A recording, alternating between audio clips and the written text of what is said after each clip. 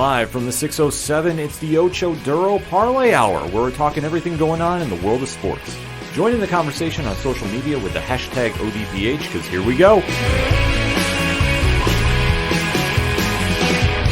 Instead of looking deep inside, every word I have to say, keep it simple. Welcome to an all-new edition of the ODPH podcast, better known as the Ocho Duro Parlay Hour.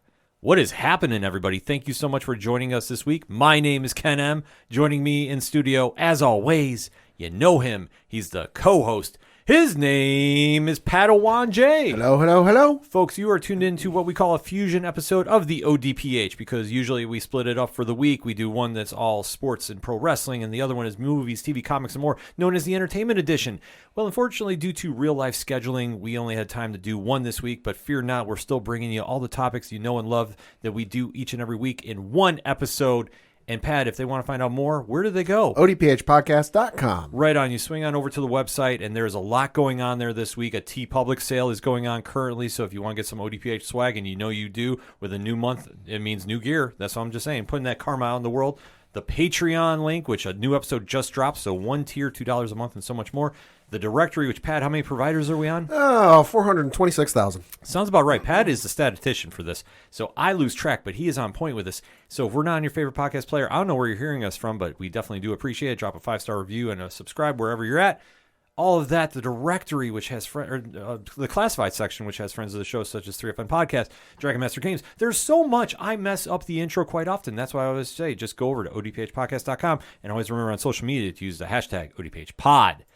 Kicking off this edition of the show, there is a lot, and I mean a lot of news coming with the NFL this week. Yeah, just a few. Just a few, to put it mildly, but one big trade has happened and is kind of overshadowing one of the biggest events of the year. I would say the biggest one in the preseason. I think that's very debatable. I think It's fairly large, but it's not massive. right, but it's one that's always thrown an argument. And that is the NFL draft, which we'll get to in just a bit, because that is going to be taking place starting this Thursday as we record. But a deal has finally been done that we have been long speculating about, and one door is closed, another has opened. Pad, what is the move that happened this week? That is Aaron Rodgers finally getting traded from the Green Bay Packers to the New York Jets. Let's break it down. Yeah, so reading from an article on CBSNews.com, it says, quote, "It seemingly took forever, but it is now a done deal." After weeks of posturing on both sides, the Jets and Green Bay Packers on Monday completed the trade that sends four-time NFL MVP Aaron Rodgers to New York. ESPN first reported the Jets will receive Rodgers, the number 15 overall pick, and a 5th-round pick in 2023.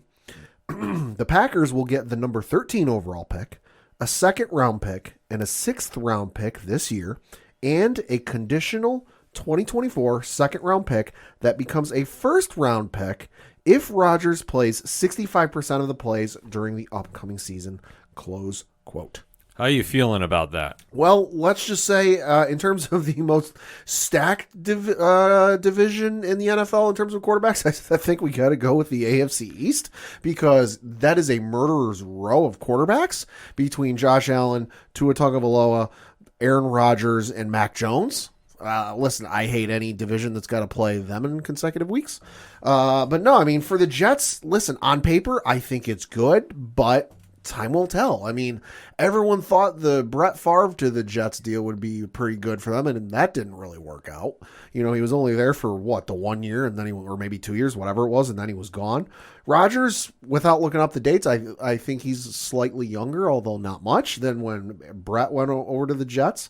You know, it's a system he's familiar with. It's some players he's familiar with. You know, Alan Lazard is over there now. You know, so we'll see what happens. You know, for the Jets, and the Jets fans, because Christ knows they've gone through some shit over the years, I would hope for some success. I'm not expecting a Super Bowl out of them by any means, just because that division, we're going to beat the hell. You and I you being a Bills fan, me being a Patriots fan, I think we all agree we're going to beat the holy hell out of each other this year. Mm-hmm. And just coming out of the AFC in general is not going to be easy, because let's just even get out of the East. Excuse me. Where you've got Joe Burrow in Cincinnati, you know, you've got Baltimore with let's just assume We'll just say for argument's sake. Lamar Jackson's going to be there. Okay, so that's tougher and shit. You got Trevor Lawrence down in Jacksonville. You've got Russell Wilson, who could he have a bounce back year in Denver? Maybe. Who's to say? Patrick Mahomes in Kansas City, the Las Vegas Raiders with all their moves. Plus, you've got Justin Herbert over with the Chargers. It's not an easy conference to come out of. This is a very split topic, in my opinion. Sure. Because I think you have to look at it for both sides, and that's Green Bay and then the Jets. Mm-hmm. For Green Bay, we had an idea this move was going to happen for quite some time. Oh, sure. It's been well documented on many social media, press releases, etc. There has been problems in Green Bay throughout the years. Yeah. And most recently with the GM that took over that went in a different direction than Aaron Rodgers wanted to go in. Obviously, getting Jordan Love as a quarterback in the first round a few years back did not set well with one of the greatest quarterbacks of all time statistically. Mm-hmm.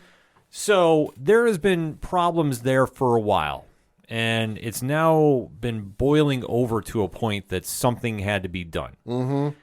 We've seen Aaron Rodgers, I don't want to say decline, but we have seen that Father Time is slowly starting to catch up to him a little bit. I'll say the slope of his career is trending downwards. Right. So the Jets making a move at this situation, I think, is good and bad. But for Green Bay, I thought they made the right deal at the right time, albeit though I'm not sold on Jordan Love as a quarterback. No. I think that there's a lot of uncertainty surrounding him. Uh-huh. I don't think that if I'm a Packers fan, I'm feeling super excited about him. Yeah. Yet, but he could be a surprise. Like, that's the one thing. I'm not saying he's a bust by any means, but there's a lot of uncertainty coming from him.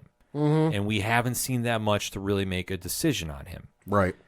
But that being said, I think with the draft picks they got from the Jets, and they did get quite a very big haul, I think the Packers will be okay for where they are in their division. We have to take a look. Detroit will be hanging tough this season with the rest of the NFC, period. Yes. I think that they went very under the radar last season. They almost got into the playoffs. Had they had a better percentage of closing games, they would have probably made a deep run in the playoffs. I'm just putting it out there. They're trending in the right direction. Yeah, but they can hang with anybody in that conference, let alone that division. Minnesota is a coin flip. Yeah, logistically, what team is going to show up each week? We don't know. The Bears are improving, but they're not there yet. A couple years away. Yeah, I would say that's a couple years and a couple safe pieces. Statement. Yeah, I would agree with that. So Green Bay could definitely contend this year and might sneak out that division, maybe. But there's a lot of uncertainty. But they are building for the future. That's why they made this move. The Jets, on the other hand, have not had a great quarterback there in quite some time. Right, and I don't think they've won the division since 2010. Yeah, since the last time of Rex Ryan, I believe. Rex Ryan, and then it was also the year I think it was the year Brady was out because he got his ACL blown out game one of the year. Mm-hmm. The Jets have really struggled to find an identity offensively. Mm-hmm. And we've talked about their woes at quarterback. Sam Darnold, Zach Wilson. I'll say people like to joke about the carousel of quarterbacks that the Cleveland Browns have had over the years, and there's that famous jersey with all the names next to it. You could probably do one about as long for the Jets. Oh, absolutely. And rightfully so, because every time they've gone into the draft to find the next leader of that offense, they failed. Yeah. Sorry. It's an honest fact. Yeah. You take a look at Zach Wilson, and we even said on the show, like, they were stretching to go get him. Mm-hmm. Like, I'm sorry, my opinion, I never saw him being a successful pro. No. Sam Darnold has the physical prototype that NFL higher-ups love. But then again, what has he done in college? That's the question you have to ask. Right.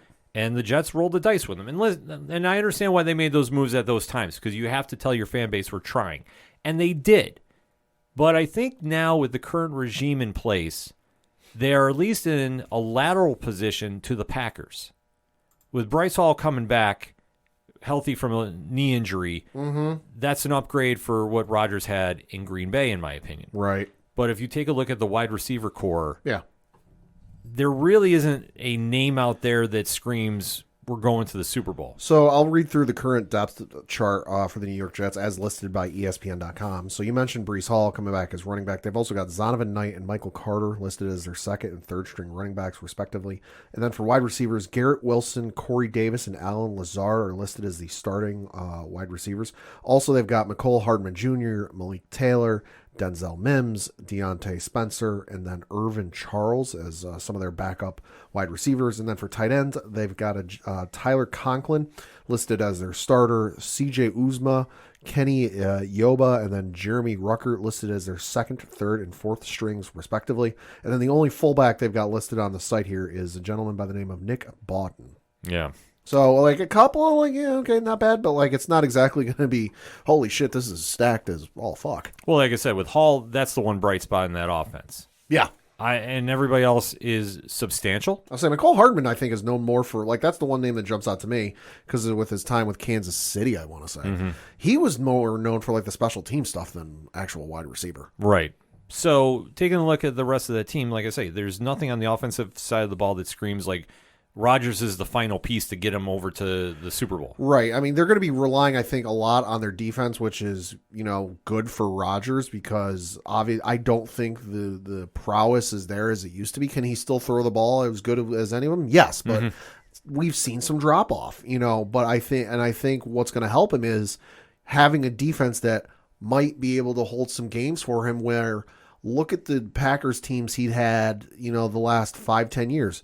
When have any of those Packers defenses been memorable? Yeah, that's the whole or even notable. That's the whole point. Like, they haven't been. Like I say, this has been more of a lateral move on the sense of the offensive side. Right. The defense is very much an upgrade. The defense is an upgrade, especially what especially helps is the head coach there, Robert Saleh, is a defensive-minded head coach. Yeah, and he's going to stay out of Rodgers' way. Rodgers can audible as much as he wants. Right. The offensive coordinator is one he worked with in Green Bay previously. Yeah, so there's an understanding of what Rodgers is bringing to the table. The only question I have at this stage is how bad does Rodgers still want to win? And that's something that we've seen, in my opinion, some very suspect offseason behavior. Yeah. Obviously, the, shall we say... Extracurriculars? Yeah, the extracurriculars have been questionable, to say the least. The consumption. Yeah, the consumption of the... mushrooms. Yes, to put it mildly, the unofficial mushrooms or whatever they're called. Yeah. I know the name escapes me. Ayahuasca. Thank you. I always butcher that, so I'm not even trying to say that anymore.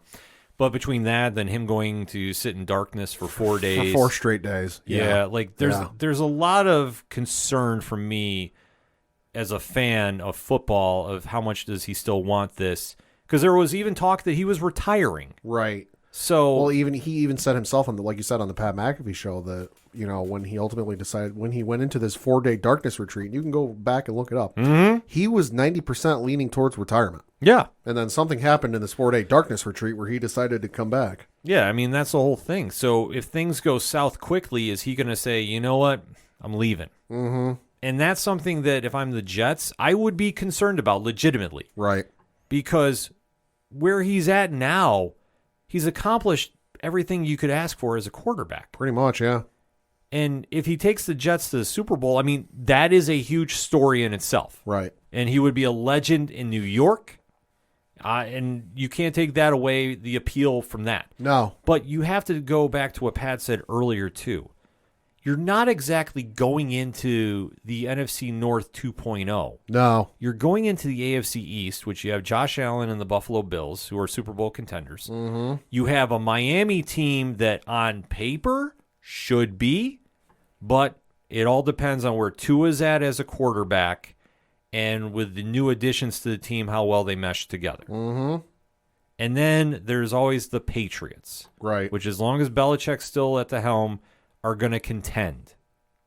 This is not an easy road to get to where you want to be. Right. And I think you also have to consider Cincinnati got better with Joe Burrow as quarterback, obviously one of the elite quarterbacks in the league. You have to take a look at if Lamar Jackson is still with Baltimore, they're going to contend. Right. Cleveland, on paper, should contend. Right. And then looking at the AFC West, you have Justin Herbert and the Chargers, who... well, flip the coin, and we'll see what shows up that week. Yeah. You have Kansas City, which still has Patrick Mahomes and Travis Kelce. Yeah. You have a Raiders team that's only going to get better and have made smart moves. In theory. What you would think, but We'll touch upon that a little more when we get to talking about the draft. This is not exactly the road you want to go to at this stage in his career, in my opinion. The other concerning thing for me is his age, because I looked it up. He's 39 years old. His birthday's in December, so by the time we hit towards the end of the season, he'll turn 40. Mm-hmm. You don't get faster and quicker as you get older. You start to slow down a little bit, and it starts to hurt a little bit. And just in the AFC East alone, you know your defense well. I know my defense well. They got a couple of guys on both of those defenses that like to bear down on quarterbacks. I'm thinking Von Miller. I'm thinking Matthew Judon, just to name a few. Yeah. That like to eat quarterbacks alive. Not to mention the fact that, oh, by the way, Pittsburgh is there. Oh, by the way, Baltimore is there. Oh, by the way, Kansas City and the Raiders are there with their defenses. But, I mean, I'm looking at let's pull up the Jets' schedule for this year. See if it's out yet. No, it's not out yet. So I'll have to look up who they're facing this year. But that's the thing that concerns me is Aaron Rodgers is 39 years old, all the wear and tear, where, listen, it's not a shot against any of the other teams in the NFC North, but they weren't exactly pressuring him. Right. That's because I remember because when he was in Green Bay and the luster of, it's Green Bay, it's the Packers.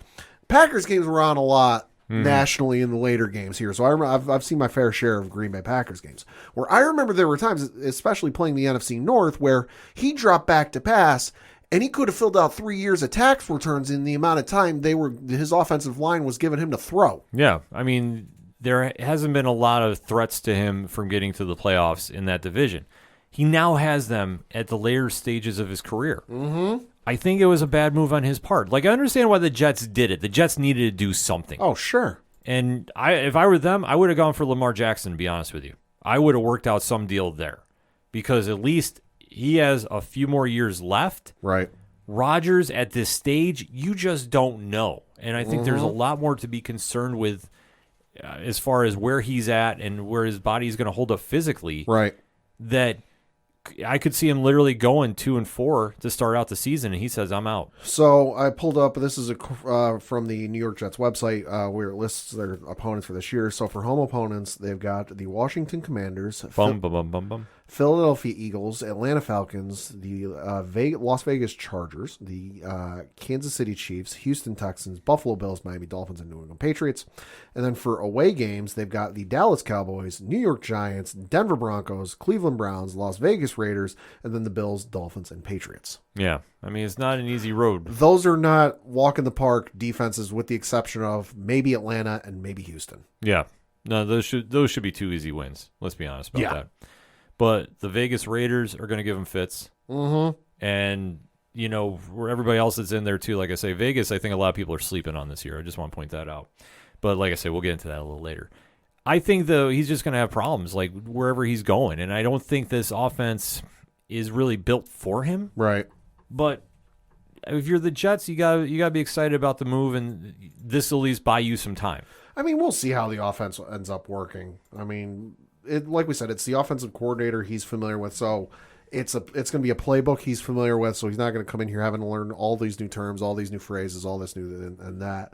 I think the biggest issue, and this is where I think Alan Lazard is going to come in to help, is teaching all of the other guys who've been there a couple of years, having them learn a new system. The Corey Davises, the Breece Halls, and whatnot. Like having them learn an all new system where, hey, if he's smart, they hit the ground running and they meet in California or wherever the hell it is he lives and start practicing now and get ahead of the 8 ball, because I think that's going to be the biggest issue for them is Alan Lazard is going to be fine. Yeah. Because Alan Lazard is going to be familiar with the systems and the play calls and the audible cues and whatever else. But if they don't hit the ground running on this and some of these guys are slower to pick up the new playbook for whatever reason, that's what's going to set them back. Yeah. So that's something they got to look forward to. And it's going to be a challenge, like I say. Yeah. The only question, just to kind of close things off with this, is it's a good move for the Jets. It's not a great move. Right. And there's a lot of uncertainty because right now there's the honeymoon phase. He's coming to New York. The Jets fan base is excited, but is the expectations too high? Mm-hmm. And I feel they are. I think they're expecting the Aaron Rodgers of old, but except you're getting an old Aaron Rodgers. Right.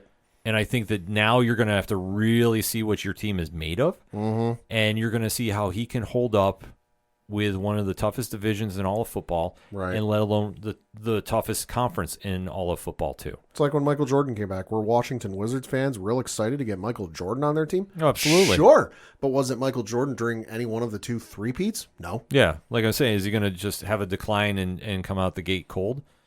Probably not, but you never know. Probably not, but hey, that's why they play the game. You don't know. Exactly. You have to see as the season moves on, so this could be the last great run for Aaron Rodgers, or it's already out of gas. But Swear to God, if he goes to Minnesota after this year, I'm going to laugh hysterically. oh my God, yeah, following Favre's footsteps. As much as he hated him. Yeah, like I say, that would just be the biggest irony in sports history, in my opinion. Mm-hmm. But we'll have to wait and see how this all shapes up when the season kicks off. But right now, Aaron Rodgers is with the Jets. It's, grade-wise, I give a better one to Green Bay. But Sure.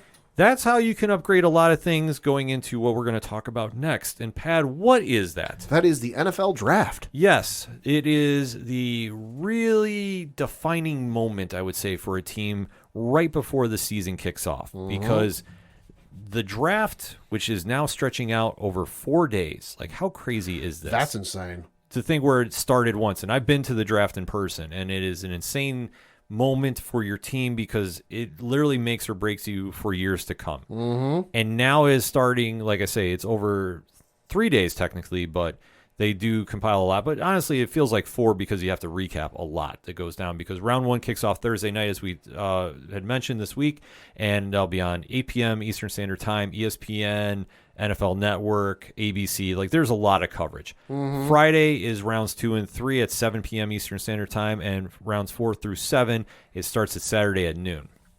And like I say, the draft is where teams reload players and can really develop superstars of the futures, or if you make the wrong selection, it can really halt your franchise for years to come. It's a crazy thing to think about, but this is honestly how it goes down. Mm-hmm. So what Pat and I are going to do, as we always have done here on the ODPH, is we break down the top 10 picks via draft order, and then obviously we'll shout out our teams. And then obviously you listening wherever you are in the world, let us know your team picks and hit us up on that hashtag, and we want to know who you think you're taking in the rounds you're in. We want to definitely know what your vibe is going into this. So, Pad, that being said, on the clock via a monster trade with the Chicago Bears is the Carolina Panthers. Yeah, so this is a team that needs, honest to God, everything plus the kitchen sink. They had not Zach Wilson. Or was it Zach Wilson? I forget. They had the quarterback who used to be with the Jets. Darnold. Thank you. They had Sam Darnold. They had Cam Newton. They had you and I allegedly at one point. Coach Duffy was playing for him too. Coach Duffy, but they need a lot. I mean, their current starter is Andy Dalton, and I think that'll be the case for the start of the season. They got Adam Thielen. They got Adam Thielen there in the offseason via free agency. Honest to God, they ain't got much else. DJ Clark is their wide receiver. But I think they're going to listen. Andy Dalton is fine, but at this point in his career, he is not a long-term starter. He is a bridge. He is a middleman to help you get to your quarterback of the future. And I think that's what the Carolina Panthers have done. The head coach and the front office there have come out and said that they're pretty unanimous in who they're going to take. They already know who it's going to be. And I think it's ultimately going to be Bryce Young, the quarterback from Alabama, taken at the number 1 overall position. I agree with you. I think Bryce Young is going to be the quarterback taken first off the board. I think Carolina is in love with him. The only thing that I find very skeptical is when you come out of Alabama as a quarterback, the success ratio in the NFL has not been great. I'll say the batting average is below 500. Right. I mean, Tua was the last one, in my opinion, to come out that really was showing signs of promise to break that curse. Mm-hmm. But unfortunately, there was Mac's rookie year too. Well, Mac, yeah, but I mean, rookie or sophomore year. But for where you're taking that high too, like that's the one thing about this that I'm going with, because when you're in the first round, you're expected to be the starter, the savior of the franchise, so to speak. Mac, the jury is still out. Sure. Tua, like I said, was showing signs of promise when he finally got in there. And Tua got done dirty. Yeah, but unfortunately with last season's setbacks with injuries, his progress has been halted. I'm hoping he has a full healthy recovery and to really see what he's got. But in this situation with Bryce Young, I think it's a smart move for Carolina. I'm not in love with really any quarterback coming out. Yeah, no, I don't. To me, it's not even that great of a draft class for quarterbacks. No, I don't think it is either. So, but I understand why Carolina is doing this, because you have to rebuild your franchise somewhere. That's where they're going with this. So Bryce Young makes a lot of sense. I just don't know long term if he's really going to be the guy to get them on the winning track for years to come. But we have to wait and see how he shapes up. Next up is the Houston Texans, who at the number 2 overall pick, who, much like the Carolina Panthers, need everything and the kitchen sink. In the offseason, they brought in Dalton Schultz from Dallas at the tight end position, among some other picks. I'm sure they did some free agent pickups they did. That's kind of the big one. But I think for these guys, like I said, I'm not real in love with they need a quarterback. Davis Mills, he's fine. But he's not, ultimately every team in the NFL wants to win a Super Bowl. Do I expect to hear at the end of the NFL season, and your 2023 NFL Super Bowl MVP, Davis Mills? If you're thinking that, please turn off your PlayStation or Xbox. Yeah. But so I think they'll stick with him though for this year, just because, listen, the quarterback class is nothing sexy, and none of them really scream, that's the guy. That's the future MVP. That's the future Super Bowl winner. That's the future multiple Super Bowl winner. So I think what they're ultimately going to do is they're going to look at some of their offensive needs. And I think, they need wide receivers. They need running backs. They need everything. But I think what they're going to do is go with the running back from Texas, Bijan Robinson. That would be a smart pick. I could see them doing that. I mean, the problem is Houston just has so many issues that need addressing. Like, that's the one thing with this team. Their pick is more or less wide open. But I do agree with you. They need a quarterback. And I have seen a couple places that are mentioning this Will Lewis, or Levis, I should say, from Kentucky, who I did not have on my board. I'll be very honest with you. He was come out of nowhere. Because for some reason, he screams Mitch Trubisky. God, the Maserati. Now, could he turn into the Maserati? Sure. I mean, I don't know. But it's something about him that just screams like it's Trubisky hype. There's always at least one, sometimes two, in every NFL draft that, like, top 10, top 5, top 15 comes out of nowhere from, like, not one of the major football schools that you would think of. So not the Alabamas, the LSUs, Clemsons, USC, UCLA, but like Kentucky, Eastern Kentucky. That you're like, where the fuck? What? And there's always at least one. Yeah, so I got this weird feeling he winds up in Houston. I will say this. If he doesn't get taken at number 2, he's going to Indianapolis. Like, one of those two teams is taking him. I'm just going to say the hype around him lately, and everywhere I've gone in social media and sports shows I listen to, keeps saying, like, teams are falling in love with him. And when I see him, I legit think when Trubisky came out. Right. And I was like, listen, we fall back to the Sam Darnold prototype that NFL quarterbacks love. Like, if you're over 6'3" and you're 225 pounds, like, and you're semi-mobile. Yeah, and teams rave about you as the prototype. Yeah. I see that he fits the mold for this, but sure. I also look at, like, what did you win in college? Right, that's the thing we say. That's the thing we said after last year's draft with Zach Wilson when he got taken so high by the Jets. It's like, okay, we looked up his stats, and his stats at BYU were great, but it's fucking BYU. Like, are you really playing the top tier echelon of the college football? Prospects, the guys that are going to go to the NFL draft, because much like that commercial they did a couple of years ago, not every athlete's going to go pro, right. So I don't think he was playing the top tier echelon guys at BYU. And listen, that's not a slight to their conference, but BYU ain't exactly in USC territory or like a Penn State territory or like a Florida or anybody in the SEC where, like, you're getting punched in the teeth every week when you're playing your conference games. Where you're getting tested and you're going up against guys that you're probably going to go up against in a couple of years if you go pro. Yeah. So obviously your numbers are going to look sexy. You're better than all these guys. Yeah. So I think Houston is going to take Levis up there. Like, I don't love the pick, because if I'm them, I would go to more of a sure thing. Sure. Like I say, I agree with your pick about the running back from Texas, but I just don't see them doing it for whatever reason, unless they want to go get somebody later. I just have this feeling they're going to take him second, because I think people are just buying into too much of his hype. And I don't see it, but I'll see when he actually gets on the field. But I'm going to Sure. say Levis goes 2. Sure. Next up. Is the Arizona Cardinals with the number 3 overall pick, and I don't think they're going to go offense with this pick. I think, listen, they got Kyler Murray, James Conner, DeAndre Hopkins for now. We'll wait and see on that one. Marquise Brown, Rondale Moore, Zach Ertz in their offense. I think their offense is pretty well set. Just depends on what happens with DeAndre Hopkins, whether he stays, whether he goes. We'll see. So I think they're going to go something. I don't think they're going to go defensive because Lord knows that defense needs some work done on them. They finished 4-13 last season. So I think what they're going to ultimately end up doing is going with Will Anderson Jr., the outside linebacker from Alabama. I agree, Pat. I'm fully with you on this.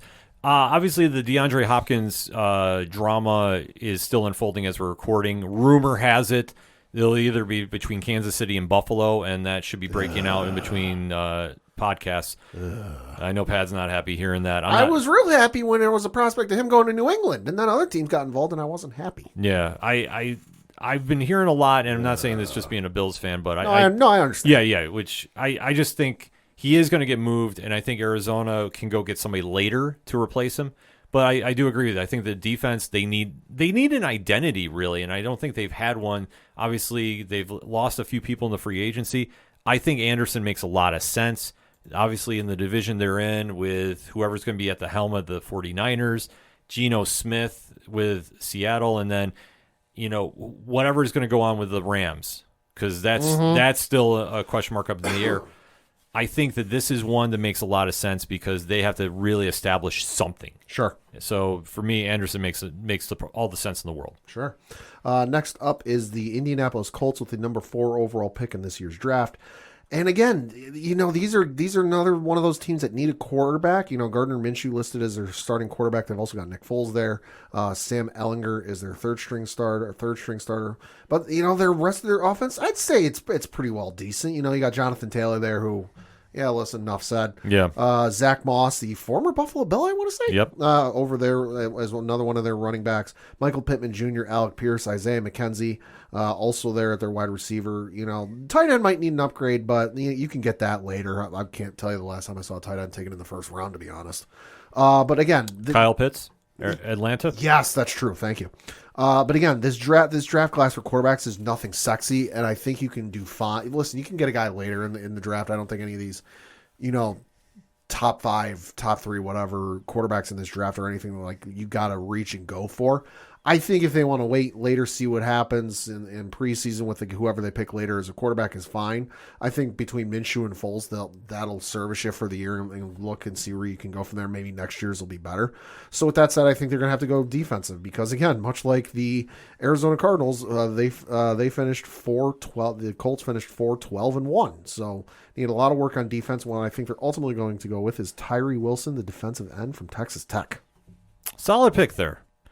I'm going to say, though, this is where they're going to get Stroud from Ohio State. I think I know a lot of draft sites are saying he's falling out of the top 10. I just have this weird sinking suspicion he gets taken here because I think what Indianapolis is going to do, I mean, let's face it, Jonathan Taylor is their offense. Yeah. They need something to give them a spark because obviously they are the most boring team in all of football. They're fundamentally sound. They're textbook to the core. Run, pass when you need to. Mm-hmm. I think Stroud fits this a little better. But like I say, if Levis falls this far, that's where he stops. Okay. So I do think they're going to start their rebuilding at a quarterback. Obviously, the free agency that they've done over the past few years has not worked out in their favor. But they're another team that could use a lot of help because, like I say, they're just so steady on both sides. It just doesn't scream we're good enough to get to the playoffs. And like I say, Jonathan Taylor is in the prime of his career. Getting a rookie quarterback with a seasoned running back, I think makes all the sense in the world. Mm-hmm. Next up is the Seattle Seahawks with the number 5 overall pick this year's draft. They got this from the Denver Broncos through the Russell Wilson trade. And listen, this is a team that did win above expectations, I would say. Overachieved. Yes. Like nobody's business. Went from having Russell Wilson, the Super Bowl winner, and trading him away, and they're going to finish bottom of the division this upcoming year. Finish maybe number 1 overall draft pick too. Hey, you know what? They fucked around and finished 9-8 with Geno Smith. So Geno Smith's still there. Got Drew Lock as their second string quarterback. Much of the offense has stayed the same. Kenneth Walker the third's still there. DK Metcalf, Tyler Lockett. But what I think they're going to go with is, listen, Geno Smith did great, and they gave him that deal. And Drew Lock is there. The biggest Jeezy fan you've never heard of. Yeah. If you don't know what I'm talking True about, story. go look up the video. True story. I think what they're ultimately going to go with is they're going to listen. Geno is fine, and he's going to get him for that bridge, but you're going to want to get a young guy in there and start developing now. Give him time to get that in that Pete Carroll system, because we saw how Pete Carroll did when he brought quarterbacks in at USC. Mm-hmm. They didn't necessarily translate when they went to the NFL. Yeah. But cut out that middleman. Hey, they're already in the NFL, and maybe you'll have some success. But what I think they're going to go with is they're going to go with C.J. Stroud, the quarterback from Ohio State. I could see them trying to make a run for quarterback. I mean, Seattle overachieved like nobody's business. Yeah. And kudos to Pete Carroll. I get, like I say, when people were writing him off for greener pastures. Yeah. He resurrected Geno Smith's career. Yeah. So Geno Smith got paid in the offseason, as he deserves. Deservedly so. No argument there. They have a very solid offense. But when you're facing the 49ers, you're facing the Rams, I would say Arizona, but jury's still out. Obviously, they're probably the ones you don't fear as much. You got to go defense, and I think what they need to do is go get Jalen Carter, the defensive lineman from Georgia. They need to really try going back to the Richard Sherman days of the Legion of Boom. Mm-hmm. And you got to get somebody in there that's going to be able to make some noise, and I think that Carter would be the guy to do it. But like I say, they could go either way. I could see them taking a quarterback at this position. But I just feel that with Geno, I think they have enough confidence right now that they wouldn't go in the first round. They'll go grab somebody in the later rounds. Right. But as I say, it could go either way. I just like Carter at this pick. Sure. The number 6 overall pick is the Detroit Lions, who got this from the LA Rams. You look at Detroit, who finished with a record of 9-8 last year, also did very well. A lot of the offense staying the same. You got Jared Goff still as their starting quarterback, DeAndre Swift their running back. Got David Montgomery as a backup. Amon-Ra St. Brown is there. Would have Jameson Williams, but yeah. Reasons. Dumbass reasons. Yeah. He's suspended. They also got Marvin Jones Jr. there. Brock Wright is their tight end. So I think their offense is not that bad. I think they're going to want to go for a defensive upgrade. And I think they're going to go with Jalen Carter, the defensive tackle from Georgia. They're going defense here. No question about that. Yeah, they are. I don't see them going anywhere near the offense because we have to remember this. Detroit was at one point the highest scoring team in the NFL. Uh-huh. Like as crazy as it sounds, but they just can't close. Their defense gassed out. They would let leads slip away. I mean, it'd almost be playing a fantasy video game. Yeah. With some of the games they had early on in the season. Had they closed some of those games out, they would have been in the playoffs. And hell, like I swear by this, they would have made a run. Not going to say they would have got to the Super Bowl, but they would have made a deep run, in my opinion. So here, I think they go with defense, and I think they go with a cornerback, and I'm saying they're going to take Christian Gonzalez, cornerback from Oregon. I think that he's somebody that they're definitely going to be looking at, and I think that he can definitely make some noise for him, and they're going to have to just really build that defensive side of things. So I think that he'd be the one to go to. Next up is the Las Vegas Raiders, who... let's face it, 2/3 of this panel, if I include Rich from when we... You can always include Rich. He's coming through for football next week, so yes, you can. Including Rich in that statement. Obviously, he was not one of the ones, but we felt very highly of the Las Vegas Raiders last season. Thought they'd do real well when adding Devontae Adams, and you had Josh McDaniels coming in, adding Chandler Jones, and all the other guys they did. And, it didn't exactly turn out the way they hoped. Finished with a record of 6-11, but... maybe they made some more additions this offseason. Maybe things will change. Jimmy Garoppolo, now their starting quarterback. Listen, let's just call them what they are. They're the West Coast Patriots. Brian Hoyer is their backup. Again, former New England Patriot and former New England Patriot at their 1 and 2 quarterback positions. Oh, by the way, they added former New England Patriot Jacoby Myers as one of their wide receivers, which, hey, if you can get some decent stats out of that guy, more power to you. If you don't believe me, go look up his stats. So... I think this is a team that they're not that bad on offense. I think they'll be fine offensively. I think they're going to want to look at something defensively, and they're going to look at Devin Witherspoon, the cornerback from Illinois. That's a solid pick for them. Here is my take. I think they are going to go offense here. Ooh. I think that what they're going to do is follow in the footsteps of something Josh McDaniels has done before. Yeah. Josh McDaniels is an offensive guru. This is true. It didn't work with Derek Carr. And if we have to say who failed there more, I think it's on Carr. Sure. I mean, he's the one executing the plays on the field, and just for whatever reason, it just didn't work for him. He's in New Orleans, and you know what? I think he's going to be fine there. Mm-hmm. But I think for what McDaniels does best is he works with quarterbacks that, one, know his system, and two, are coming into the league. Sure.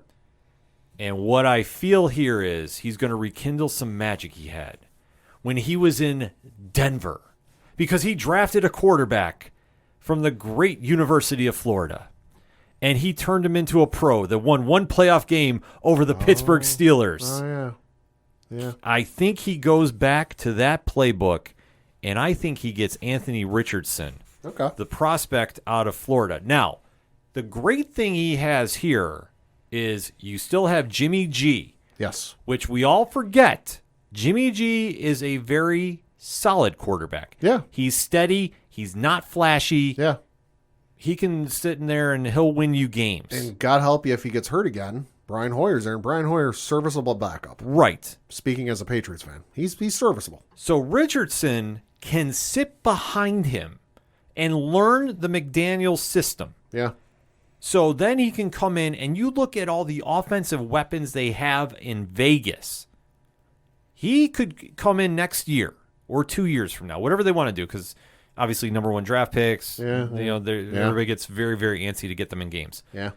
He could come in instantly and succeed. Sure. So this is really an investment pick, but I think Richardson has such an upside, you can't pass on him. You're right about, fans and what have you wanting to see number one draft picks get in there quick. But I think this could be the benefit, bouncing off what you said, of if you bring him in there. If they start winning and they have a great start to the season as parallel opposite of what happened last year, I don't think they're going to give a shit when the kid gets in there. They're going to sit there and go, hey, you know what? We're doing fine. Let him sit there and, Aaron Rodgers style and just soak up the system and sit here and learn. We're doing fine. But, just to, devil's advocate there. Sure. Things go south quickly. They're going to start screaming on talk radio and whatnot in the Vegas area. Put this kid in now. Jimmy G ain't it. Mm-hmm. No, I could definitely see that happening too. But that's the upside you have with him. And I think McDaniels, he's not going to pass on it. Could he go defense here? Yeah, sure. I mean, I'm not saying he's not going to. But in my gut, I think he's going to do that. I think the idea that you have somebody like Richardson's prototype sitting there is too much for him to pass on. And if he can sit there and really mold him into the quarterback he wants, and especially if you can learn the Patriots offense, let's be honest, that's what they're running out there. The sky's the limit for him. And for Vegas, you have the quarterback of the future with the offensive right now. It's a no-brainer to me. That's the move I see them doing. Sure. Next up, with the 8th overall pick in the NFL draft this year, it is the Atlanta Falcons. Who is Atlanta? What is Atlanta? They need a lot. Yeah. A lot. Christ almighty. When I say the kitchen sink, they need the kitchen sink plus the studs to attach it to the wall. Desmond Ridder is their starting quarterback listed. Yeah. Is their starting quarterback listed on ESPN.com. Their backup is Taylor Heineke. Logan Woodside is their third string, and then Felipe Franks is listed as their fourth string. I'll just go through their starters. Running back Tyler Algier, Drake London, Mac Hollins, and Scotty Miller are their listed starting wide receivers. Kyle Pitts is their starting tight end, and then Keith Smith is their starting fullback. Out of everyone I mentioned, I've heard of two of them, that being Taylor Heineke and Kyle Pitts. Yeah. They need everything in the goddamn sink plus the studs. And I think they're going to have to go out and get a stud on offense because, hey, listen, that offense is fucking awful. You can't throw to Kyle Pitts 800 times. Mm-hmm. I think what they're going to do is they're going to go with the wide receiver. I think we might see our first wide receiver off the board here.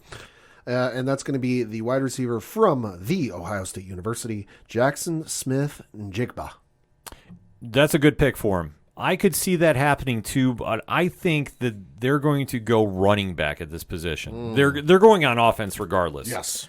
And I know they got Drake London. He was their number one pick last year. Yes, the wide receiver. Yeah, I mean, didn't really strike me as a number one pick, but Couldn't even tell you his stats. Yeah. I'm looking him up. yeah, like I say, he didn't really light everything on fire, so No. to speak. But then again, Atlanta, you need to have something balanced. I mean, Kyle Pitts does what he can down there, but it's not enough. So Drake London, 2022 season stats: 72 catches, tied for 33rd in the NFL. 866 yards, which was good for 30th in the NFL. 4 touchdowns, which was tied for 46th, and then he averaged 12 yards a catch, which was good for 57th. Yeah, like I say, they need a lot, but I think they need to get the ground game balance. This is where I think they take Bijan Robinson from Texas as the running back. Okay. They need so much help. Like they're much like Houston. Yeah. Any pick right now would probably be a good one. Just going to put that out there. Yeah, you're not wrong. Next up, with the 9th overall pick in the NFL draft, it is the Chicago Bears, who got this from the Carolina Panthers. Chicago, a couple years away on the upswing, I would say. Didn't necessarily finish the way they hoped last year with a record of 3-14, but they do have a promising quarterback in Justin Fields. Mm-hmm. They got DJ Moore as their wide receiver they brought in the offseason. They do have Chase Claypool, who they brought in from Pittsburgh, who is pretty darn good, I would say. And then Cole Kmet is their tight end there. So they got some decent ones, decent pieces on. And they also have Deontay Foreman as their running back there. So they got some pieces on there on the offense I think they can work with. So I think they might start looking some offense to help them out and maybe give Justin Fields a little more time to work with, so he's not running for his life on every play. And I think they're going to go with Peter Skoronski, the offensive tackle from Northwestern. I'm with you on that. I fully agree with you with that pick. They need to build the line around Fields. Fields is the diamond in the rough that I don't think they were ever expecting to be this good. He's literally giving them all he has. They got to protect him at all costs. And I think this Skoronski is the guy to do it. And you got to build that lineup somewhere. They have serviceable pieces, and especially with Aaron Rodgers out of that NFC North, like they could win now. They really could. So I think this move makes a lot of sense. Yeah. Next up is the 10th overall pick in the NFL draft, which is the Philadelphia Eagles, who are getting this one from the New Orleans Saints. So yes, folks, the team that finished second technically overall in the NFL, they lost in the Super Bowl, is getting the 10th overall pick in the NFL draft. Draft is wild like that. So like I said, Philadelphia Eagles did very well last year. Like we mentioned, finished 14-3, made it all the way to the Super Bowl before they lost ultimately to the Kansas City Chiefs. Still looking pretty goddamn good on offense. Yeah. Jalen Hurts still there. Rashad Penny listed as their starting running back. A.J. Brown, Devontae Smith still there at the wide receiver core, also with Quez Watkins, and then Dallas Goedert as their starting tight end. But I think these guys, listen, it looks real good for them, but I think they're going to want to look at maybe a defensive pick, add to that defense, because, hey, listen, it would have helped them in that Super Bowl. Yeah. So I think they're going to go with Christian Gonzalez, the cornerback from Oregon. I definitely agree with you. They're going defense. Their offense is fine. They don't need to worry about too much there. Yeah. I see them going cornerback as well, but I see them taking Devin Witherspoon from Illinois. Okay. I think with the wide receivers that are in that division, they really don't have a lot to worry about, but I think Witherspoon's physical play can do a lot, and I think that you could see them disrupting the quarterbacks a little bit more often. Like, they like to blitz a lot. I think he'd fit in that scheme. I could see that going there. I could also see him going for the Van Ness kid coming out of Iowa, too. I know he's got a lot of hype behind him. Yeah. They're going defense regardless, but if I have to make a guess, I think Witherspoon is going to be the guy they want to go for. Because, like I say, he'll add a lot of physical prowess to him. And much like in the case of Sauce Gardner with the Jets, I think he'll really help on that side of the ball for him. Yeah. So that said, that's the top 10 picks. Pad, how is your team doing before we close out? So my Patriots are picking at the number 14 overall position, and it's going to be interesting to see where they go with this. I would like to see them get somebody maybe on the offensive side. Now, if they get somebody defensive, I'm not going to be mad about it. Listen, you can never have enough help on the defense. But I think they're going to go with somebody on the offensive side of the ball. And with Bill O'Brien coming back, listen, Bill O'Brien's last time in New England, he liked that 2 tight end offensive set. Don't exactly have 2 tight ends right now. You technically do. You got Hunter Henry and then Mike Gesicki. But I think they're going to go somebody offensive, maybe a wide receiver. They did add Juju Smith-Schuster in the offseason. Devontae Parker and Kendrick Bourne are still there. But I think one more wide receiver wouldn't hurt, just because, listen, with the way the NFL goes and injuries and guys having an off day, I think it'd be good to get hopefully a decent number 1 wide receiver in the draft that isn't a goddamn bust like is our history. Yeah, I could definitely see him going that route. This draft to me for the Bills, there's a lot of offensive linemen in this, and I think it's probably the deepest one they can go. I know that Buffalo is picking very, very late, obviously. Right. Number 27, I believe. Hey. Well, you know, they are 27. they made a run. Yeah. So, obviously, I'm not thinking they're going to do anything super crazy to trade up, and I don't think they need to be honest with you. I mean, I think their biggest need they need to address ASAP is that offensive line. I like Osiris Torrance from Florida. I think if he can fall to him, which I think he is going to, the only team I think might make a run for him possibly earlier are the two teams in front of him.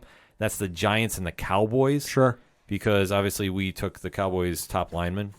Sorry, Dre Driven. That being said, I think they're going to really try building a line around Josh Allen. And if you looked in the playoff run they had this year, Josh Allen got pressured too much. Sure. They couldn't rely on a run game, even though they got James Cook there.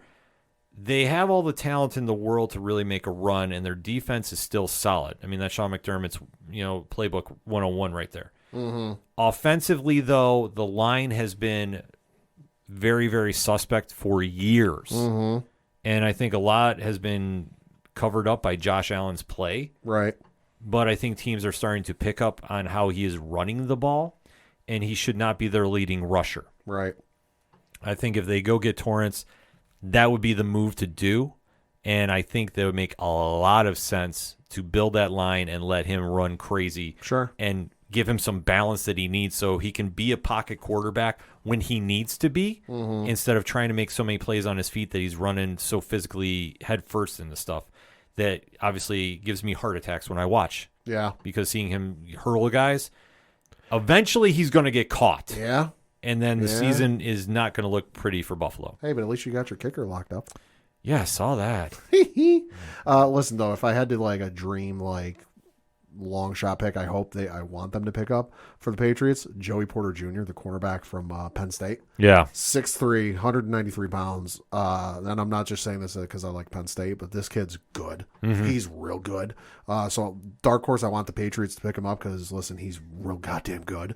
But whoever ends up getting Joey Porter Jr., you're going to get a real good player. I'm telling you right now. Yeah. I think that he's going to be great wherever he goes. I really like his game. So I could definitely see some team really benefiting from him. I'd love to see him on the Bills, but I don't think it's going to happen. I don't think he's going to fall that far. I don't think so either. There really isn't, I would say diamonds in the rough here. But, No. I mean, it's one thing about the draft is the deepest point is linemen, and I think some teams are really going to upgrade there. Yeah. Skill set players, I don't know, there's not a lot of sizzle there, after the first couple we mentioned, I think. Right. The quarterback class is good, but it's not great. So I think some teams are going to be stretching, but they need to make moves quickly. I think Richardson, though, is probably the one that's got the most upside of everybody coming out. I really do. Not saying that because I'm a Florida fan, but I just fully believe that. That's why I think if the Raiders get a hold of him, they're going to make a deep run at some point down the road because they'll give him time to develop. And that's what quarterbacks need to do in this league. We've seen how many come in and they start first day, and not everybody is a Peyton Manning. No. So you're not going to have that instant success. I'm sorry. It just doesn't work that way. But that's why we wait to see how everybody forms when we watch the NFL draft. We got 3 days to do this. This is true. First round is Thursday night, like we talked about. Second and third on Friday, 4 through 7, and they move very, very quickly. So in case anybody is not familiar for whatever reason, Saturday will fly by. Oh, God, yeah. The first day is all sorts of drawn out. Saturday, it's like they got places to be. Yeah, so it'll be a fun time to watch for football. So ODPH Society, hit us up on the hashtag ODPH Pod. What is your thoughts about the NFL draft? How is your team shaping up? And what's your thoughts about Aaron Rodgers? I know we have a lot of Packers fans out there. Let us know what you think. I'm very, very interested to hear everybody drop their opinion about Aaron Rodgers leaving Green Bay. So hit us up. Let us know. We're going to take a quick break. We'll be right back. Together, we can make a difference. That's been the sign off for everything Livestream for the Cure related ever since the event began back in 2017. Hello, everyone. My name is Nick, and I am the host of the Livestream for the Cure, an annual charity event to raise money for the Cancer Research Institute for immunotherapy research for a world immune to cancer. And over the past 6 years, we've made that difference together. amazing listeners, amazing viewers, amazing podcast partners and content creators all coming together, and we've raised over $70,000. But this year, we're going to make our biggest difference to date, and we're going to raise $25,000 for the Cancer Research Institute. Tune into the event at twitch.tv/livestreamforthecure starting May 18th, as we're joined again by podcast partners and content creators from around the world to help the Cancer Research Institute crush cancer. Together, we will make a difference. Coming back for another segment on this fusion edition of the ODPH podcast, and we got to take it to the entertainment side of things and talk about one of our favorite shows on TV right now, the last great DC show on the CW, in our opinion. Yes. So DC Comics CW show Superman and Lois, which really has come back in a very, very strong way for season 3. Tyler Hoechlin and Elizabeth Tulloch are playing the title roles of Superman and Lois, and the family that moved from Metropolis to Smallville has not escaped the drama. This season, they're going into... Pat, how would you describe this season? More family focused. Last season was kind of, I forget how my dad phrased it, but it was really appropriate. It was kind of more out there, yeah, kind of straying away from the family side of things, and this is going real family heavy. Yeah, they're definitely focusing a lot more on the dynamic between the Kents, and they're dealing with a very serious subject with Lois Lane being diagnosed with stage 3 cancer. And that has been one of the themes going on, along with the superhero story that is playing out with Intergang, which is a longtime Superman villain group, now making their way onto the show. So we are going to be recapping the latest episode. Now, if you're new to the ODPH, first and foremost, thank you for checking us out. We do appreciate it. What we like to do is give a spoiler-free statement about the episode we're going to be talking about. So if you haven't seen it for whatever reason and you still want to enjoy it without any spoilers, we give you fair warning to dip out here. And then after the countdown, because once we give that countdown, it goes to the full spoiler range. So if you need to dip out, dip out. Otherwise, stay tuned for the context, because we got a lot to discuss with this episode. So, Pad, that being said, hit me with your spoiler-free statement of episode 6 of season 3 of Superman and Lois, entitled Of Sound Mind. It was interesting. I wasn't quite sure where they were going to go with this episode. As the episode progressed, it started to feel like a filler for me for a while, because there wasn't really a lot going on, but it ended up being interesting. Mm-hmm. Yeah, this one definitely drew into the family dynamic, like they've been touching upon all season. Yeah. Albeit, though, it was not based around the Kents. No. Which was kind of a nice curveball I thought they threw. Sure, Superman and Lois had their moments in this episode, but I think overall they shifted focus away and really went into an interesting direction, because I did not think that they were going to focus so much time on this group of characters, but it came off very well, I thought. And then the reveal before taking everybody home, I thought, was huge. Mm-hmm. So definitely a very solid episode, much like the show has been. So it's worth a watch if you haven't checked it out yet. So, Pad, that being said, 3, 2, 1, talk to me. I think the ending of this episode really saved it, because for me, the episode was fine, but I wasn't coming out of it going, oh my gosh, this episode was crazy. This episode was nuts. Like I said, it was fine. I thought the fact they switched focus from the Kents to the Langs was interesting. Yeah. Because I was not suspecting it. In fact, I will be very honest. I forgot that Sarah had a sister. So did I. Yeah, I legit did, because we have really not seen a lot of her throughout this show. That's why I made the comment at one point during the episode where Sarah's sister, she's been so little used in this show for 3 seasons that I couldn't even remember her name. Yeah. That she made the line to, I forget who it was, but she made the line, oh, I'm the forgotten sister. My family always forgets about me. And I'm like, yeah, so do the writers. I forgot you were even a thing. Yeah, so it's an interesting plot point that they're adding more characters to this show. Because obviously this episode was missing the Irons family, which I was very sad. I really enjoy their characters on the show.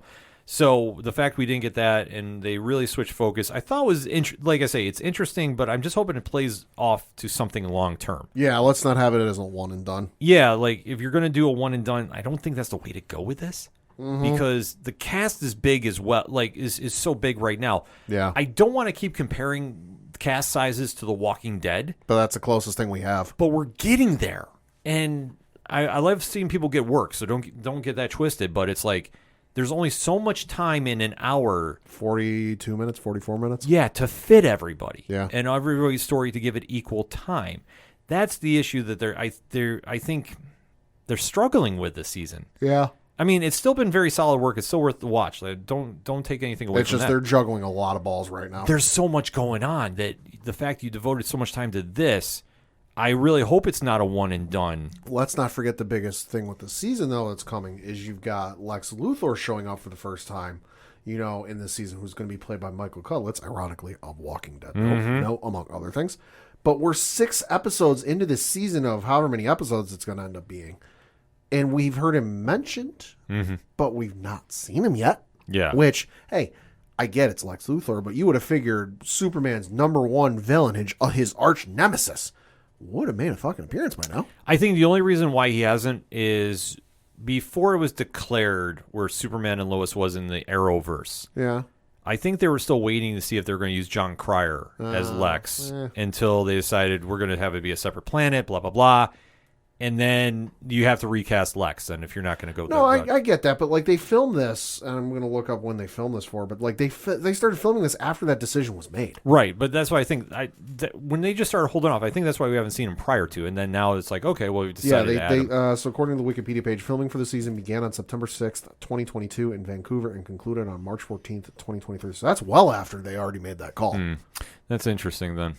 That's why I just went with it, because I'm like, we haven't seen Lex prior to this season. No, I agree with you, and I think that does play a part. But for the fact of when they were writing the season and when they were filming the season, that decision was already made. That like, hey, it's going to be a separate universe. It's not tied to the Arrowverse. It's not going to be John Cryer.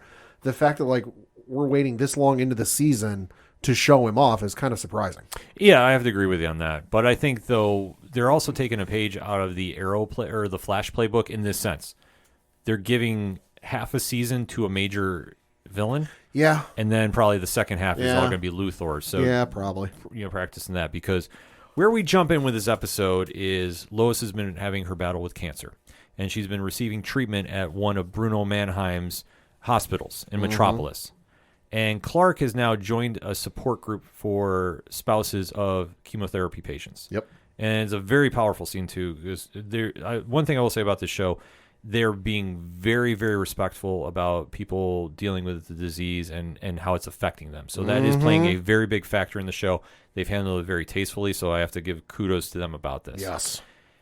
And from there, Clark is having a really tough time about dealing with life without Lois, because him being from Krypton, he's the Man of Steel, he's Superman. The human problems of this just have not registered. I mean, he's also a guy that isn't typically dealt with being told no or facing a problem he can't stop. Yeah. Where you're talking about a guy who can move planets, literally, Yeah. and can lift an unlimited amount of weight, being faced with something that he can't forcibly move. He can't use heat vision. He can't use his breath. He can't use X-ray vision, like whatever else, and he's in this meeting with the other chemo patients.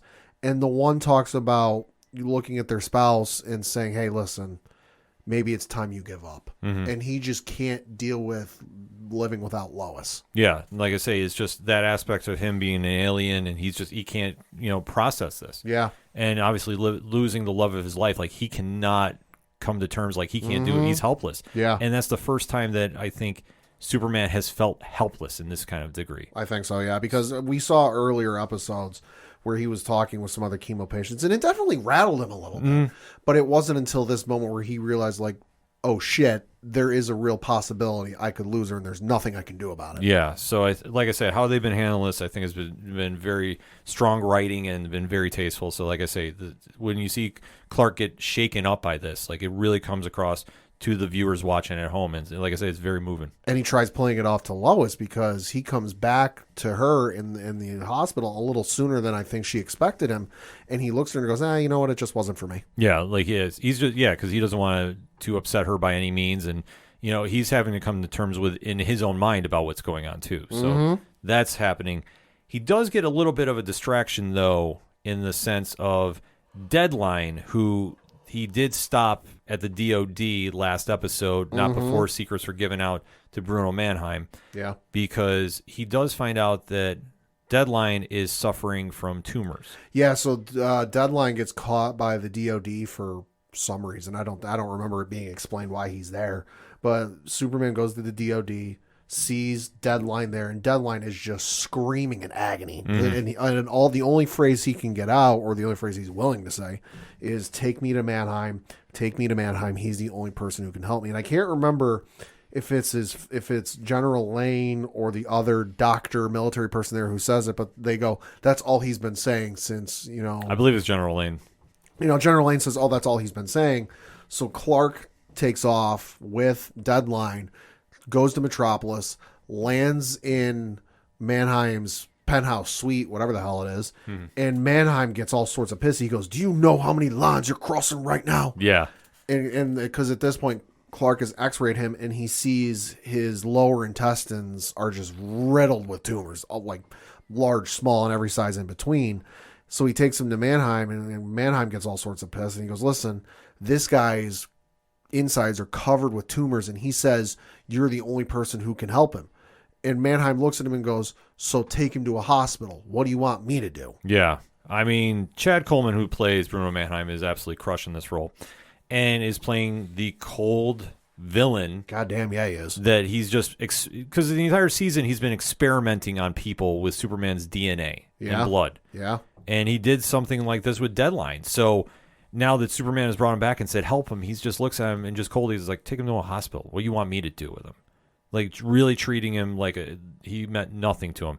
Which, essentially, everybody that Mannheim's experimented on, for the most part, he doesn't care about. Yeah. This is just an ends to a means for him to figure out what he is doing with the Superman blood that he's acquired from the DOD. So when he is brushed away, Deadline dies at the hospital. Yeah.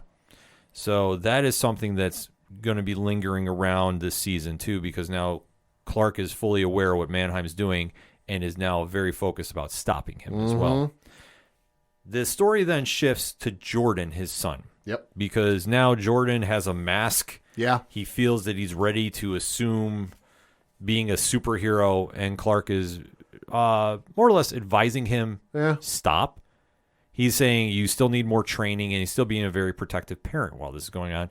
Meanwhile, Jordan is not hearing any word of this. And I have to say, this had to be one of Alex Garfin's better episodes. Yeah, I would say, because Jordan is basically beating every hologram training simulation Clark throws at him, and he's beating them handedly.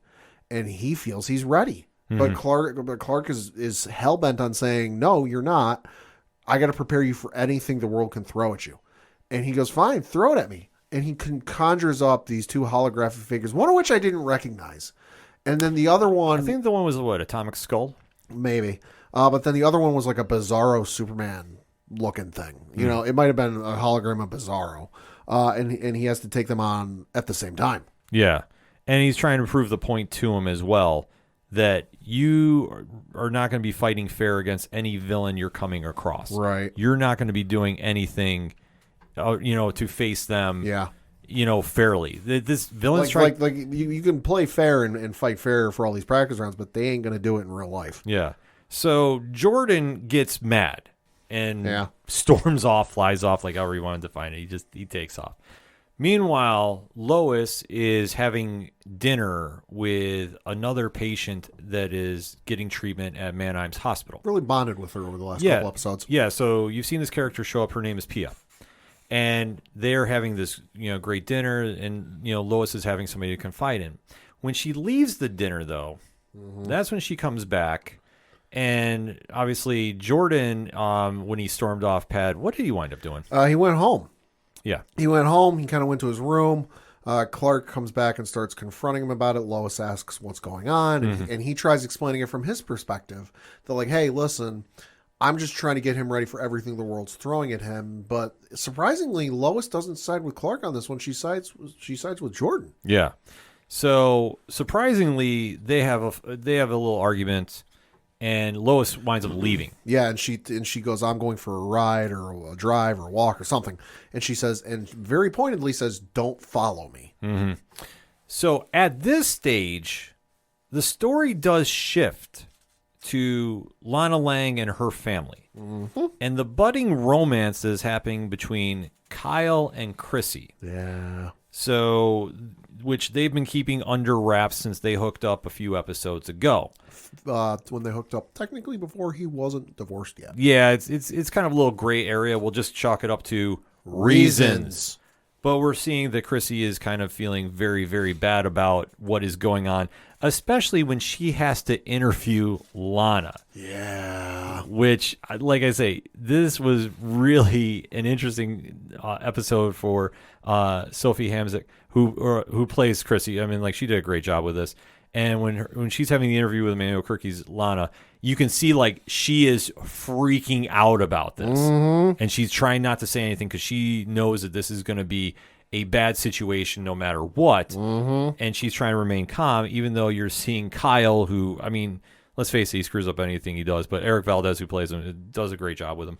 And is trying to calm her fears and saying, no, it'll be fine. Nothing you got to worry about. And then we get the saga going on with the newest family. I shouldn't say the newest family member, but let's talk about it. Sophie Cushing, who's played by Jocelyn Picard. And she winds up having to go over to her dad's house. Yeah. Because Lana's too busy with work and interviews and this, being the mayor. Yeah, so there's a lot of moving parts going on here. And obviously, Kyle has to go to the fire station where he's training one Jonathan Kent, played by Michael Bishop. Right, well, because she ends up having to go over there because she can't. Lana's busy with work. Sophie asks, if I can go, can I go with you to work? She goes, well, it's going to be really boring. I'm going to be in meetings all day, and it's not really exciting. Why don't you do something with your sister? And her sister, Sarah, goes, I'm buried up to my eyeballs in geometry. It's like a midterm, I think it is. Yeah. I can't do anything. Well, can I go over to Dad's? And she goes, well, if, he technically, it's not the weekend, but if he's okay with it, yeah, sure. Yeah, but he's not there because he's out with Chrissy. Yeah. So Sarah is responsible for watching with Jonathan, who's been bonding with Kyle. Yeah. Since he's been now a volunteer firefighter at Smallville. Yep. So they're supposed to be watching Sophie. Sarah is not having this for whatever reason. Sarah's just too busy with ignoring her. That she's so focused on this midterm that, like, even when Jonathan comes over to help her study, they both ignore her. Like, there's at least two separate occasions where Sophie wants to just do anything. Yeah. With her sister. I mean, she you want to go see a movie? Oh, do you want to go play video games? Oh, do you want to do this, do that? And she's like, no, I'm just too busy. Yeah. So they wind up basically leaving Sophie on her own. Well, she ends up leaving. Yeah, because Sarah's too busy with her studying. She's just like, yeah, go ahead, whatever. Yeah, she's not even paying attention. Sophie takes off. Yeah. So now everybody is looking for her. Because Lana comes home and goes, where's Sophie? And at that point, Sarah looks around and goes, oh, shit, she went to go get some food or go to the store and get something. Well, when was that? And Jonathan looks at the two of them and goes, well, probably around the time I got here to help you study, which was like over an hour ago. Yeah. And they go, and Lana goes, and you haven't seen her since? No. Yeah. So now they go looking for her. And as we like to say in the pro wrestling world, you fucked up, you fucked up, you fucked up. Yeah. Sarah's been batting 1,000 this season. Yeah. Sorry, just my opinion. Yeah. No, it's not a good track record. No, she's not having a good season this year. No. Period. But this also leads into the ultimate confrontation where Lana has to track down Kyle. She's been calling him multiple times. He's not answering. Oh, I've been in a dead zone. Oh, why were you in a dead zone? Oh, I went hiking. Since when? Since when? In the entire time I've known you, you've never gone hiking. Yeah, and who's in the other aisle of the gas station? Chrissy. Yeah, so they've now been caught. Awkward. Yep, and you can definitely tell how weird this gets. And you can tell how Lana feels about it. Hint, not good. Yeah, Lana's ready to go flip out. So they wind up leaving very uneasy. Yeah. And then Jonathan gets a tip-off. Well, he gets a clue. Yeah, he figures out where Sophie might be, seeing a clue around the house. Because they go to the house.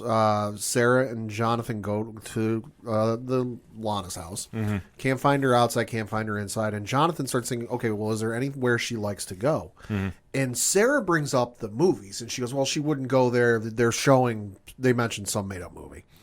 And then she's like, I can't think anywhere else, though. And then Jonathan remembers from the firehouse that earlier in the episode, Sophie brought up, well, can we go to the fair? Mm-hmm.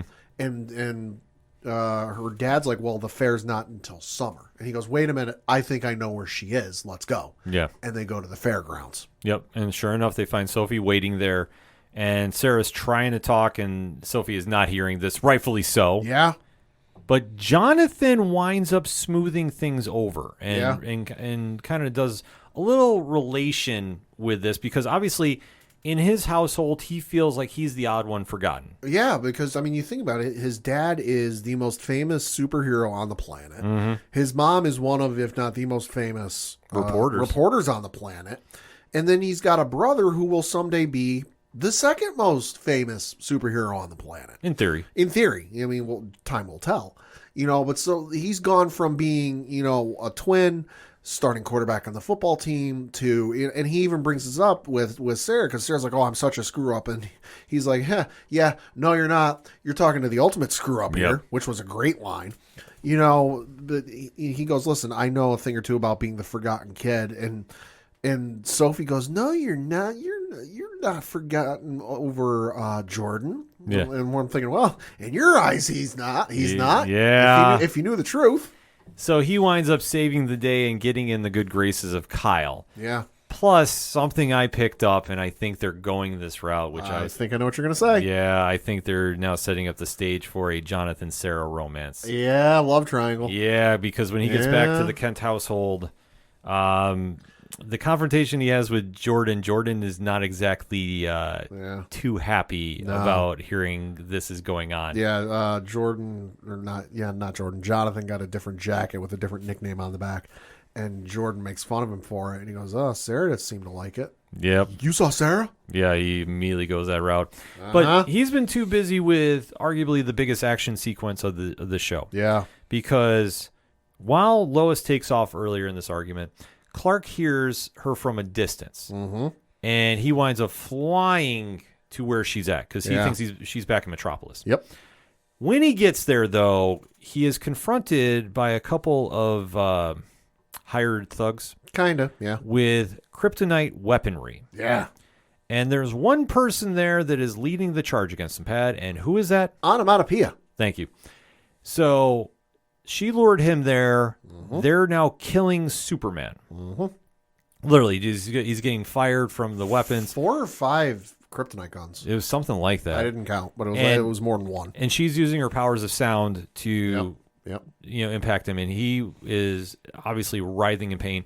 Jordan, who was away because he saved the dam earlier that was originally like a forgotten plot point, is now back, and Lois has to give him a pep talk. Well, because Lois Clark takes off, tells Jordan to stay there, and then he's sitting there in the living room, distraught as all hell, and understandably so. And then Lois comes walking in. Lois comes walking in, and he goes, oh my God, Mom, you're okay. What are you talking about? Well, Dad heard your voice and heard you screaming, and he took off to save him. To save you. No, he didn't. I was perfectly fine the entire time. You need to listen for your father's voice and find him. Yeah, so once he lets out this huge scream, he gets it. Jordan flies into action. So he has his quote-unquote superhero costume, which I don't fault him for. Goggles and a beanie. You know what? Take a look through the lineage of all teenage superheroes. Yeah, you're not wrong. Those first costumes, not exactly home runs. No.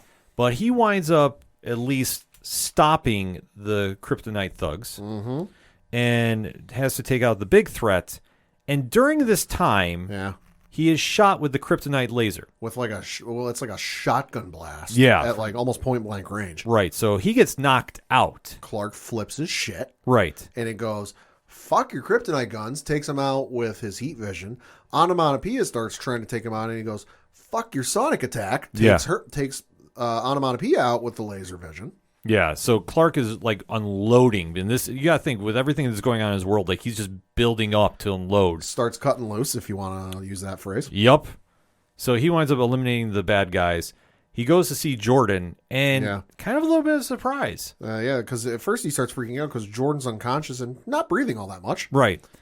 And then he suddenly comes to. Yeah. And it looks like kryptonite doesn't have an effect on him. Yeah, he says when they get back to the house, we got to do more testing on it, but it appears the kryptonite doesn't affect him like it does me. Yeah, so Which is going to come in handy. that's an interesting plot point. Now, where they're going to go with it eventually, I don't know. We'll see. We'll have to wait and see, but I think that's a very interesting moment for him. Yeah. But then we get everybody back together, and Clark obviously makes amends with Jordan and really gives that father-son talk. Yeah. Jonathan, like we touched upon, has now been in the good graces of Kyle. Yep. He got a promotion. Lois is, made amends with Clark too, so everybody's back on the same page. Yep. And we even see that Chrissy and Kyle have gone public now with their relationship, which is, they're Facebook official. right. So there's a lot of wins to be had here. Clark goes back to the spouses of chemotherapy patients group. Even the leader is surprised to see him. Oh, I didn't think we'd see you again. Yeah, and he he comes out and literally says, like, I didn't know how to deal with this. It was a lot for me to take, but after taking some time, just kind of paraphrasing a little bit here, Yeah. just really grasping what is going on. It's really made me see the big picture. Yeah. And like we say, it's just something with him being Kryptonian.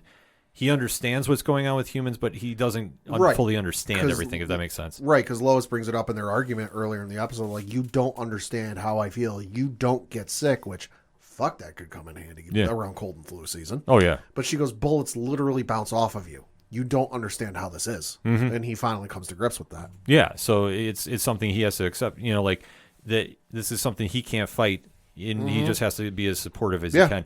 And him going to these meetings is definitely helping him learn how to cope with what is going on and dealing with him, with the situation, and obviously being supportive to Lois. Yeah. Like I say, it's more helping him to cope with what's going on. Not all his fights are physical. Right. Some are mental. Yeah, so that's something, like I say, we'll probably see more of. And, I really like that we saw that with him too. It's a good look at both sides of this type of story where you typically don't see that a lot. Right. Like I said, the writing they've done with Lois's battle against cancer, I think, has been very, very well. So I fully applaud it. I'll probably say it ad nauseum on this show that I really enjoy how they're handling this, because they're giving it, such great sensitivity, and they're really, not making it into a superhero story. Yeah. This is a real problem, and this is a real situation. I can't help but wonder if maybe they're consulting with somebody for running some of the plot aspects of that whole story. I would imagine that, hey, we want to do this storyline properly. We don't want to bastardize it. We don't want to make fun of it. We don't want to make light of it.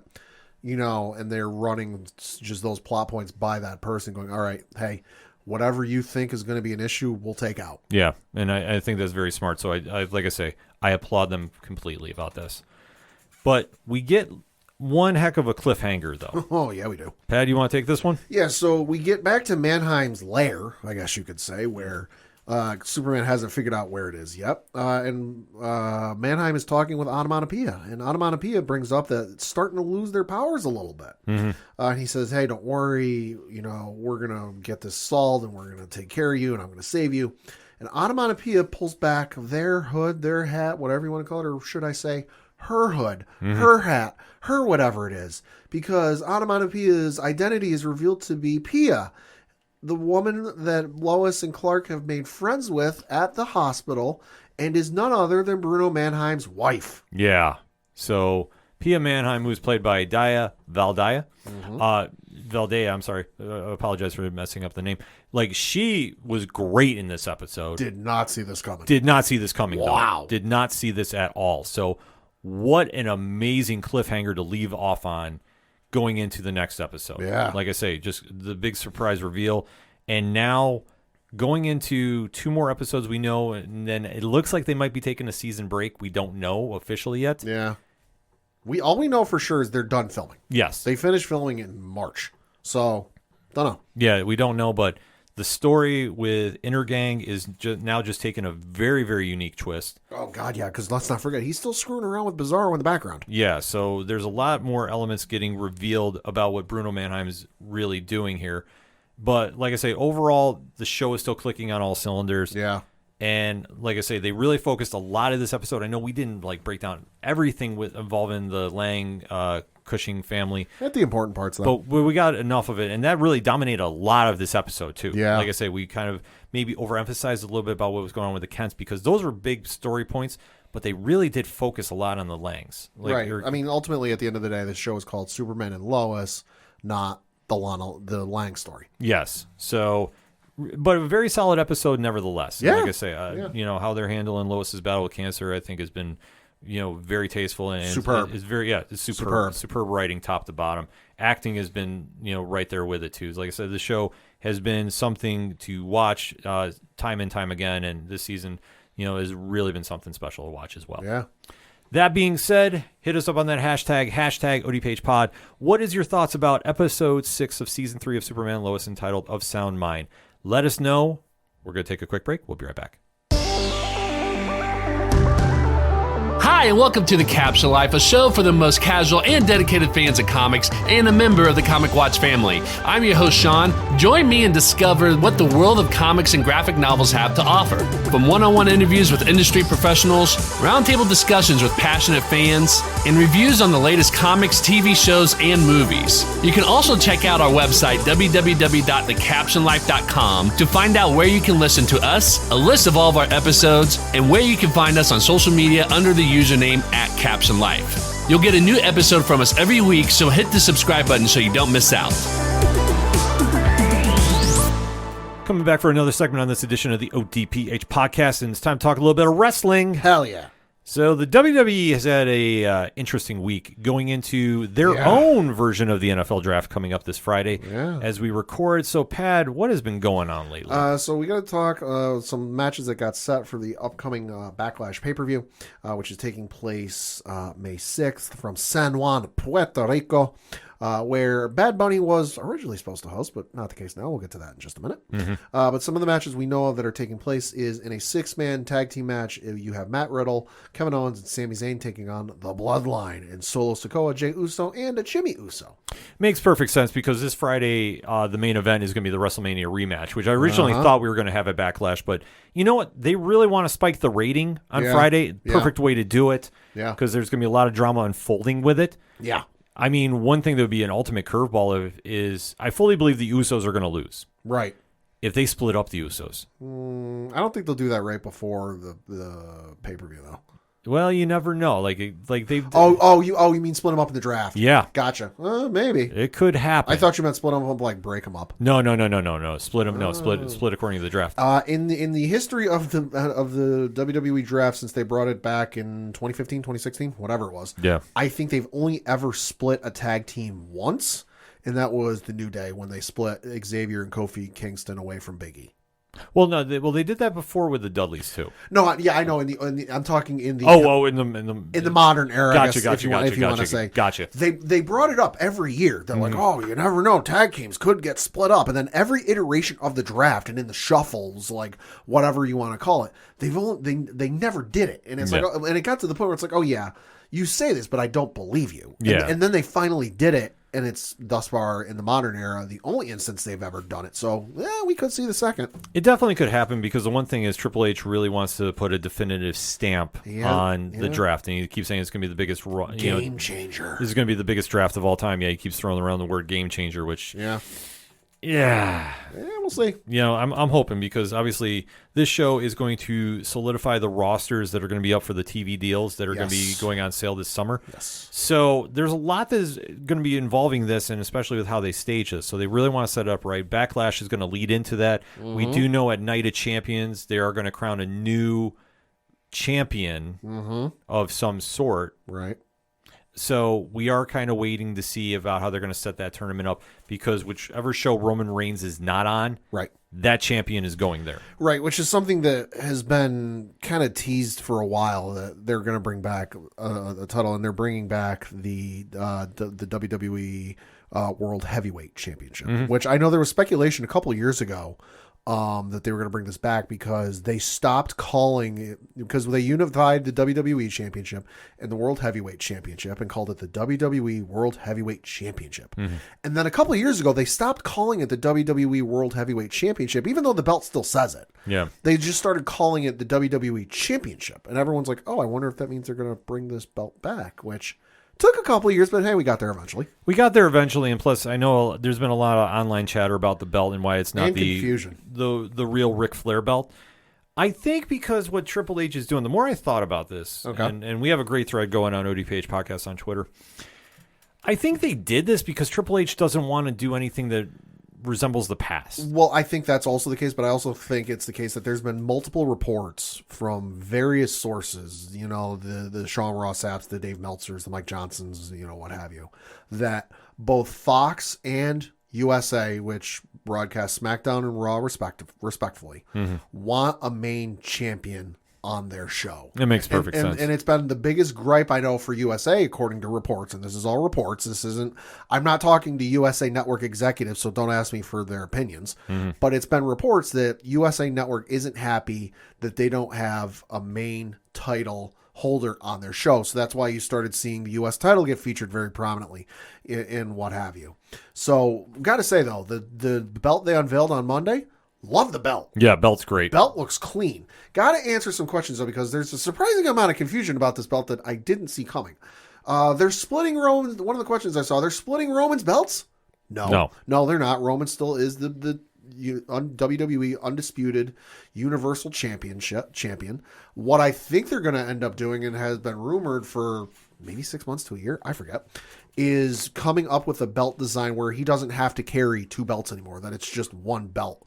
One strap might be black, one strap might be blue. I don't know. Yeah. They'll do something. I think that's what they're going to do with that. I fully agree. They're just going to knock it down to one belt, and that's fine. There's 3 belts is another question I saw. Well, technically, yes. In physical form, technically, yes. But 3 belts aren't up for grabs, at least as of right now. Once it's all said and done, they'll be down to 2. And then another one I saw is, and one guy has 2 forever? Well, again, until they come out with one belt for the undisputed title, yes, technically one guy has 2 belts. And another one I saw is they're doing 2 separate belts again. Again, yes, for what I just said earlier.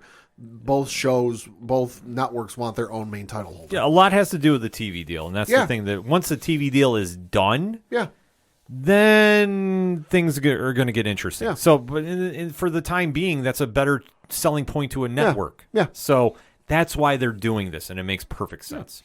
Some of the other matchups that were announced for Backlash, getting back to that, in a singles matchup for the WWE SmackDown Women's Championship, you have Rhea Ripley defending her belt against Zelina Vega. Story is getting thrown together kind of quickly for it, but I'm not mad about it. You can say that for a few matches on this card. I mean, listen, it makes sense. Zelina Vega, given her heritage, she's going to fight. She is originally from Queens, New York, but she has family from Puerto Rico.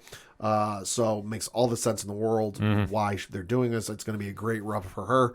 And it's going to be a good time to feature her in a singles matchup. I know she was featured with Andrade back before, and she's been featured with the LWO now, so people forget she's a singles match competitor. I mean, I know she showed up in a couple of Royal Rumbles, but I think by and large folks forget that, like, hey, yeah, she does do singles stuff. So I think ultimately Rhea's going to win, but it's going to be a great showing from Zelina. Fully agree.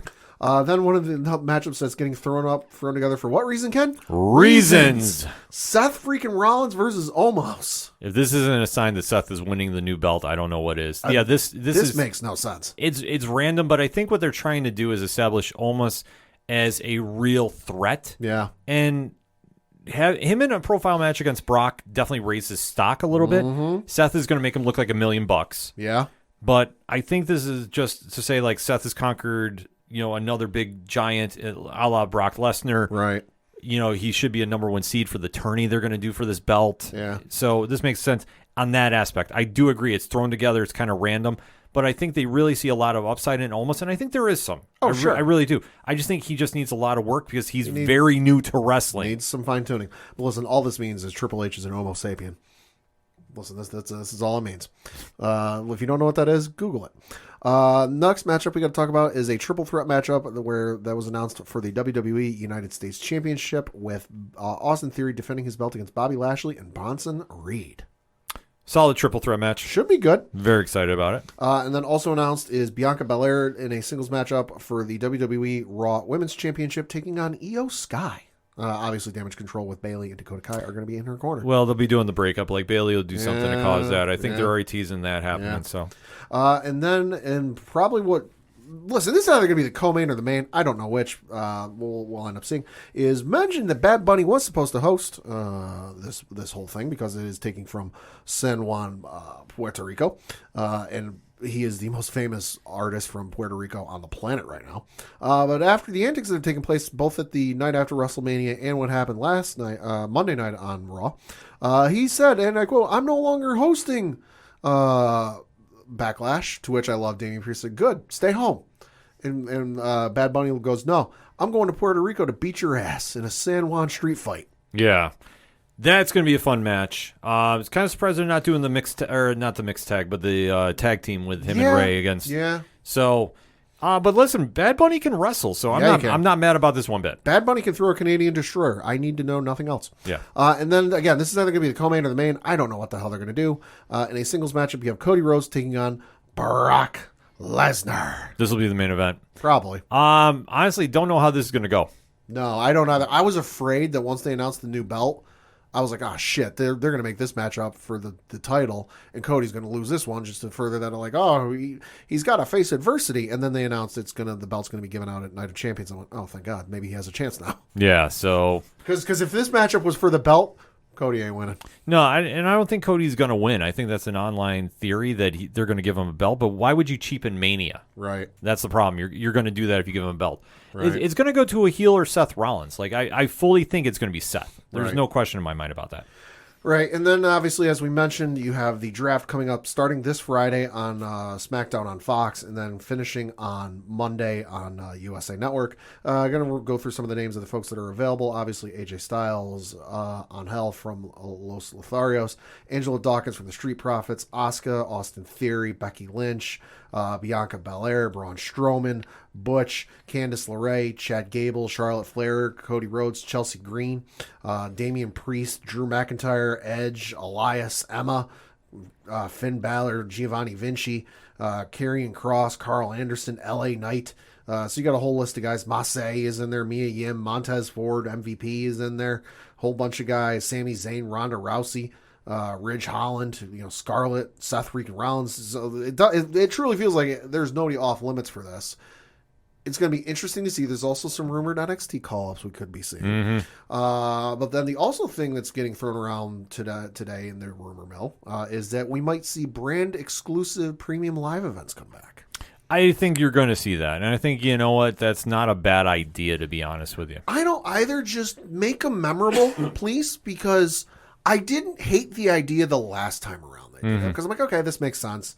And that kind of made Survivor Series feel all that more special when it was the one time of year you saw them together other than WrestleMania. Yeah. But make it memorable because, honest to God, outside of Ginger winning the title and the greatest pay-per-view name of all time and Great Balls of Fire, I couldn't tell you one memorable thing that happened on a brand-exclusive pay-per-view back then. Make them memorable. No, I'm not saying you have to make every pay-per-view a Mick Foley versus Undertaker Hell in a Cell moment. Mm-hmm. But, give me some stuff in there that I'm going to remember a year down the road.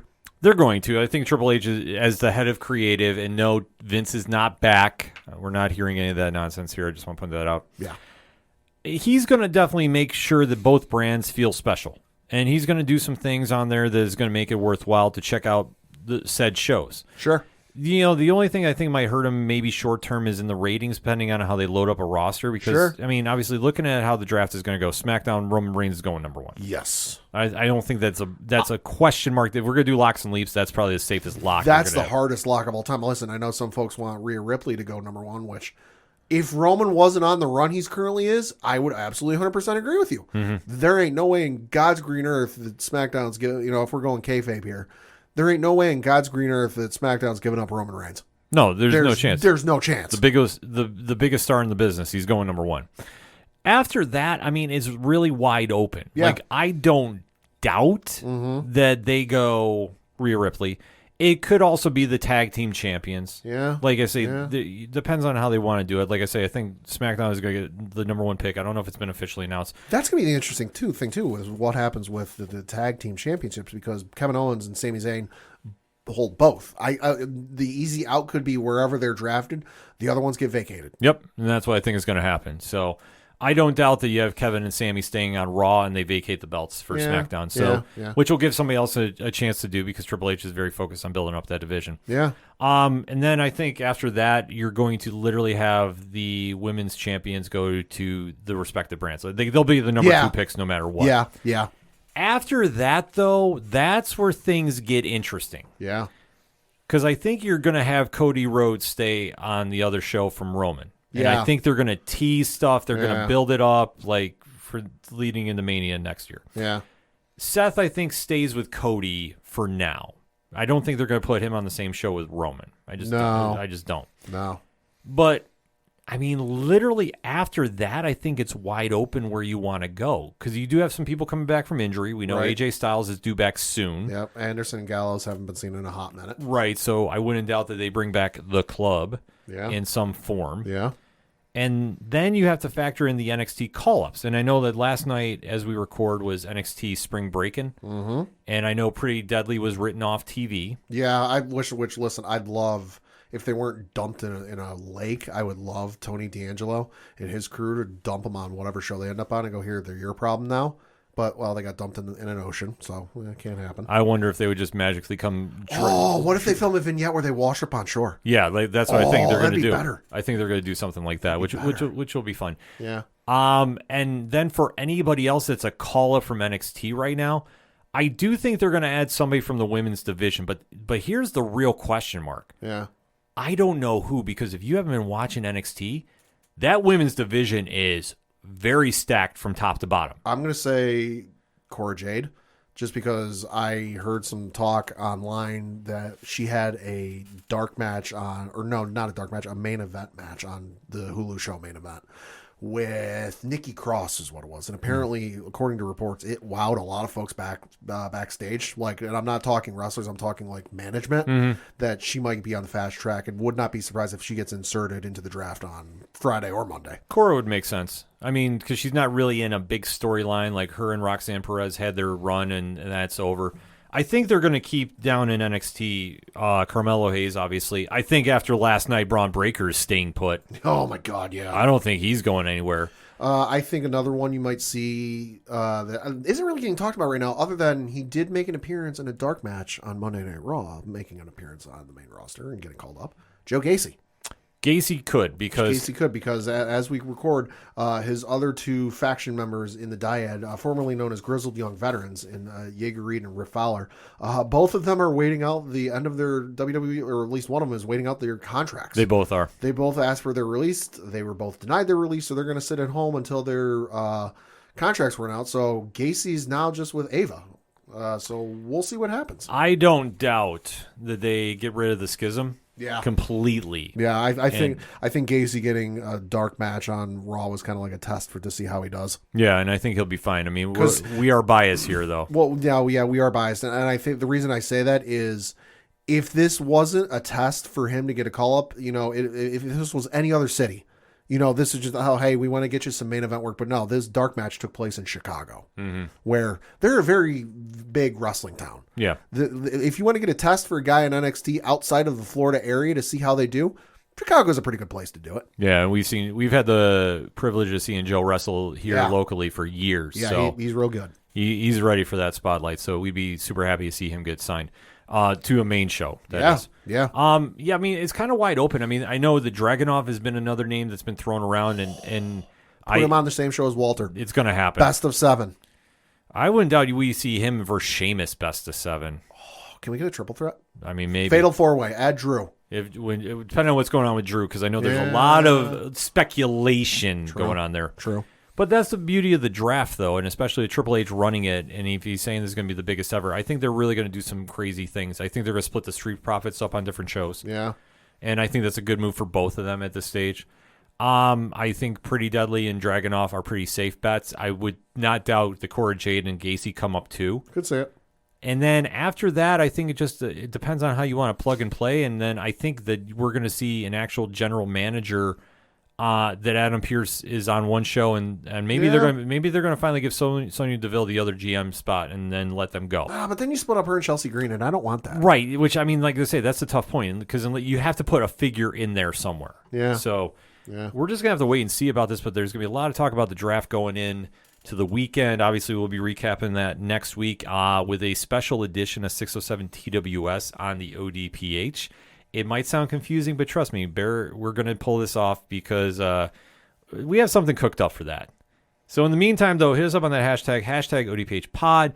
What is your thoughts about I almost said the NFL draft again, but hey, I don't mind hearing about that. The WWE draft. What is your thoughts about that? And what about the matches announced for WWE Backlash coming up next week? We definitely want to talk about that. So hit us up. Let us know. We're going to take a quick break. We'll be right back. Hey guys, it's Alan Dunford here from Top Hat Studios, co-writer and co-creator of Pocus Hocus and Grandma Chainsaw, and you guys are listening to the ODPH podcast. Gotta be down to the punch, 'cause they can't bring me down if I'm already under the ground. Coming back for the final segment on this edition of the ODPH podcast. Pad, what you got? Got a couple things to talk about, some sports, some entertainment. We're going to start with the sports stuff first. I'm going to talk some local minute because looking at the standings for the Binghamton Rumble Ponies, not doing so hot in the standings. They're currently in second to last behind Hartford, New Hampshire, Somerset, and Portland. Those are the affiliates of Colorado, Toronto, the Yankees, and Boston, respectively. Hey, we're ahead of the Phillies. But they have a record of 7-8. And then looking at their schedule they have for this upcoming week, they were supposed to have a game on Sunday against Hartford. However, that was postponed due to inclement weather and will be made up on May the 10th. They're currently in the midst of a 6-game home series against Akron. They won their game on Tuesday by the final score of 7-5. They have a game this upcoming Wednesday, the 26th at 6:05 p.m. Eastern. They have a game on Thursday at 6:05 p.m. Eastern. The game on Friday is also at 6:05 p.m. Eastern. The game on Saturday is at 1:05 p.m. Eastern, and that is Princess and Pirate Night. And then also the game on Sunday is at 1:05 p.m. Eastern, and that is one of the Kids Eat Free Sundays, which is sponsored by McDonald's, and that is come and enjoy Sundays at Mirabito with the entire family on select Sundays throughout the entire season. Kids 12 and under can eat for free. So definitely a good promotion for the kids if you want to get out and check out a baseball game. More tickets, information, and all that good stuff, bingrp.com. So sticking with some sports stuff, we're going to talk some footy, some soccer, some football for you international listeners, and got to be the best story in soccer history, well, at least the last couple of years. If you are a fan of It's Always Sunny in Philadelphia, if you are a fan of all things Deadpool or Ryan Reynolds, you might be familiar with their soccer club they purchased a couple of years ago, Wrexham. Yeah. Wrexham AFC, which is if I remember correctly, the second oldest soccer club in the world, where they play at the oldest soccer stadium on the planet. They started playing soccer at this stadium in 1850 or something crazy. Mm-hmm. They purchased the team a couple of years ago with the intent of bringing this team, which is in the lowest division of English professional soccer. So there's 5 leagues, with the Premier League being the top. So that's where your Manchester Uniteds, your Arsenals, your Liverpools, that's where the cream of the crop plays. That's where they go. That's where they are. Yeah. Wrexham was at the literal bottom. They were in the English National League and had been there for 15 years. Hey. Because the way the English and the English soccer system works, if you're in one of the lower leagues, because lower leagues, not Premier League, if you finish first, you get promoted to the next league up until you eventually make it to the Premier League. However, if you're one of the teams, I think it's 2, sometimes 3, in the bottom of the standings of one of these lower leagues, you get what's called relegated. Mm-hmm. So Wrexham had fallen on some hard times and had fallen all the way down to the lowest league 15 years ago. Okay. And had never made it back up since. And they're the second oldest football club in England. In come Ryan Reynolds and Rob McElhenney with the intention of bringing this team up, getting them to the Premier League no matter how long it takes. They're willing to take decades if that's what it takes. They've got a phenomenal documentary series that was on FX. You can watch it on Hulu. It's getting a season 2. Spoiler alert, I'm about to spoil the ending for season 2, even though it hasn't aired yet. It's a fantastic docuseries. Highly recommend you check it out. But this past Saturday, they were playing in a championship game where if they won, they'd get promoted to their next league. And you know what? They did it. Oh, wow. So Wrexham AFC has been promoted up to the next league where they will take on some tougher competition. But, hey, it's a good thing for them. It's awesome to see. If you have not checked out the video's all over the internet. It's awesome to see. Ryan Reynolds and Rob McElhenney are in literal tears, watching this team in this town that's, listen, it ain't the biggest town in England, but it's got a very loyal fan base, and it's awesome to see. No, it definitely is. I've seen the clip go viral. I wasn't sure exactly what was going on with it because I'll be honest, I don't really follow soccer. So sure. But that was awesome to see. Just seeing, anytime you can see sports fans celebrate and erupt. I mean, it's something crazy. Much like the beloved New York Knicks winning Game 3, and they shut down seventh half. Yeah, just wait till they clinch the series. If they don't win tonight as we record, they win Friday. New York City is going to be wiling and wiling out. Side note, shout out to the Boston Celtics fans for doing a certain chant at Trae Young. That's all I'm going to say. Yes. Yeah. Yeah, indeed. Switching to some baseball news and sad news if you're an Oakland fan. So reading from an article on yahoosports.com, it says, quote, the Oakland Athletics' sad stadium saga took a new turn late last week when team president Dave Kaval announced that the A's had signed on to purchase a plot of land for a future ballpark in Las Vegas.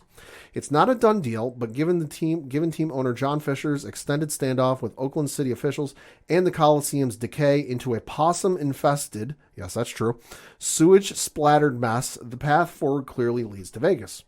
MLB is behind the A's on the relocation idea. Commissioner Rob Manfred told reporters Monday in a straight-out-of-chat-GPT Manfredism that Las Vegas will present a real revenue-enhancing opportunity.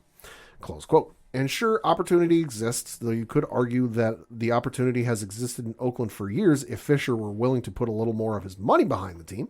But moving to Las Vegas is far from panacea. This season, A's 5-18 with a -102 run differential, almost twice as bad as that of the next worst MLB team, are an embarrassment. And it's unclear exactly how successfully any baseball team would launch in Nevada, much less a terrible one. Close quote. So, listen, the Coliseum's a shithole. Let's not mince words. The possum thing is not a joke. I want to say it was the New York Mets were there last week or whatever it was. And Keith Hernandez and Ron Darling and Gary Cohen were not in their normal play-by-play booth, the visiting play-by-play booth. They were in a spare one because there is a possum that lives in the wall of the visiting TV station's broadcast booth. And it found its way out. You can look up the video. It found its way out during the Angels broadcast and was making its way about in the visiting team's broadcast booth. Mm. The Coliseum's a shithole. It's got possums living in the walls. Yeah. It's falling into decay. There's been a standoff for 20 years about this. I don't disagree with the article, though. The owner is kind of a jerk-off because he's very rich. He's a lot richer than some of the other owners in Major League Baseball. Just for whatever reason, he chooses not to spend his money. I don't know. But unfortunately for the fans of Oakland, they will have lost their third professional sports team in 5 years. Man, they lost the Raiders. They lost Golden State. They're about to lose the Oakland Athletics, and I'm willing to bet they will not see another professional sports team again. Probably not. Because if the Oakland Athletics, who have been there for I don't know how long, eons, decades, are not able to get a new stadium from the city for whatever reason, there's a lot of them. Why the hell would any other sports team or franchise go in there? It's a sad thing about sports because when it's on a professional level, we forget it's a business. And that's where money takes over a lot of things. I feel very bad for the fans of Oakland. Yeah. I really do. Like they've always been a very passionate fan base. And to see them lose another franchise, it's over. They've been in Oakland since 1968. Yeah.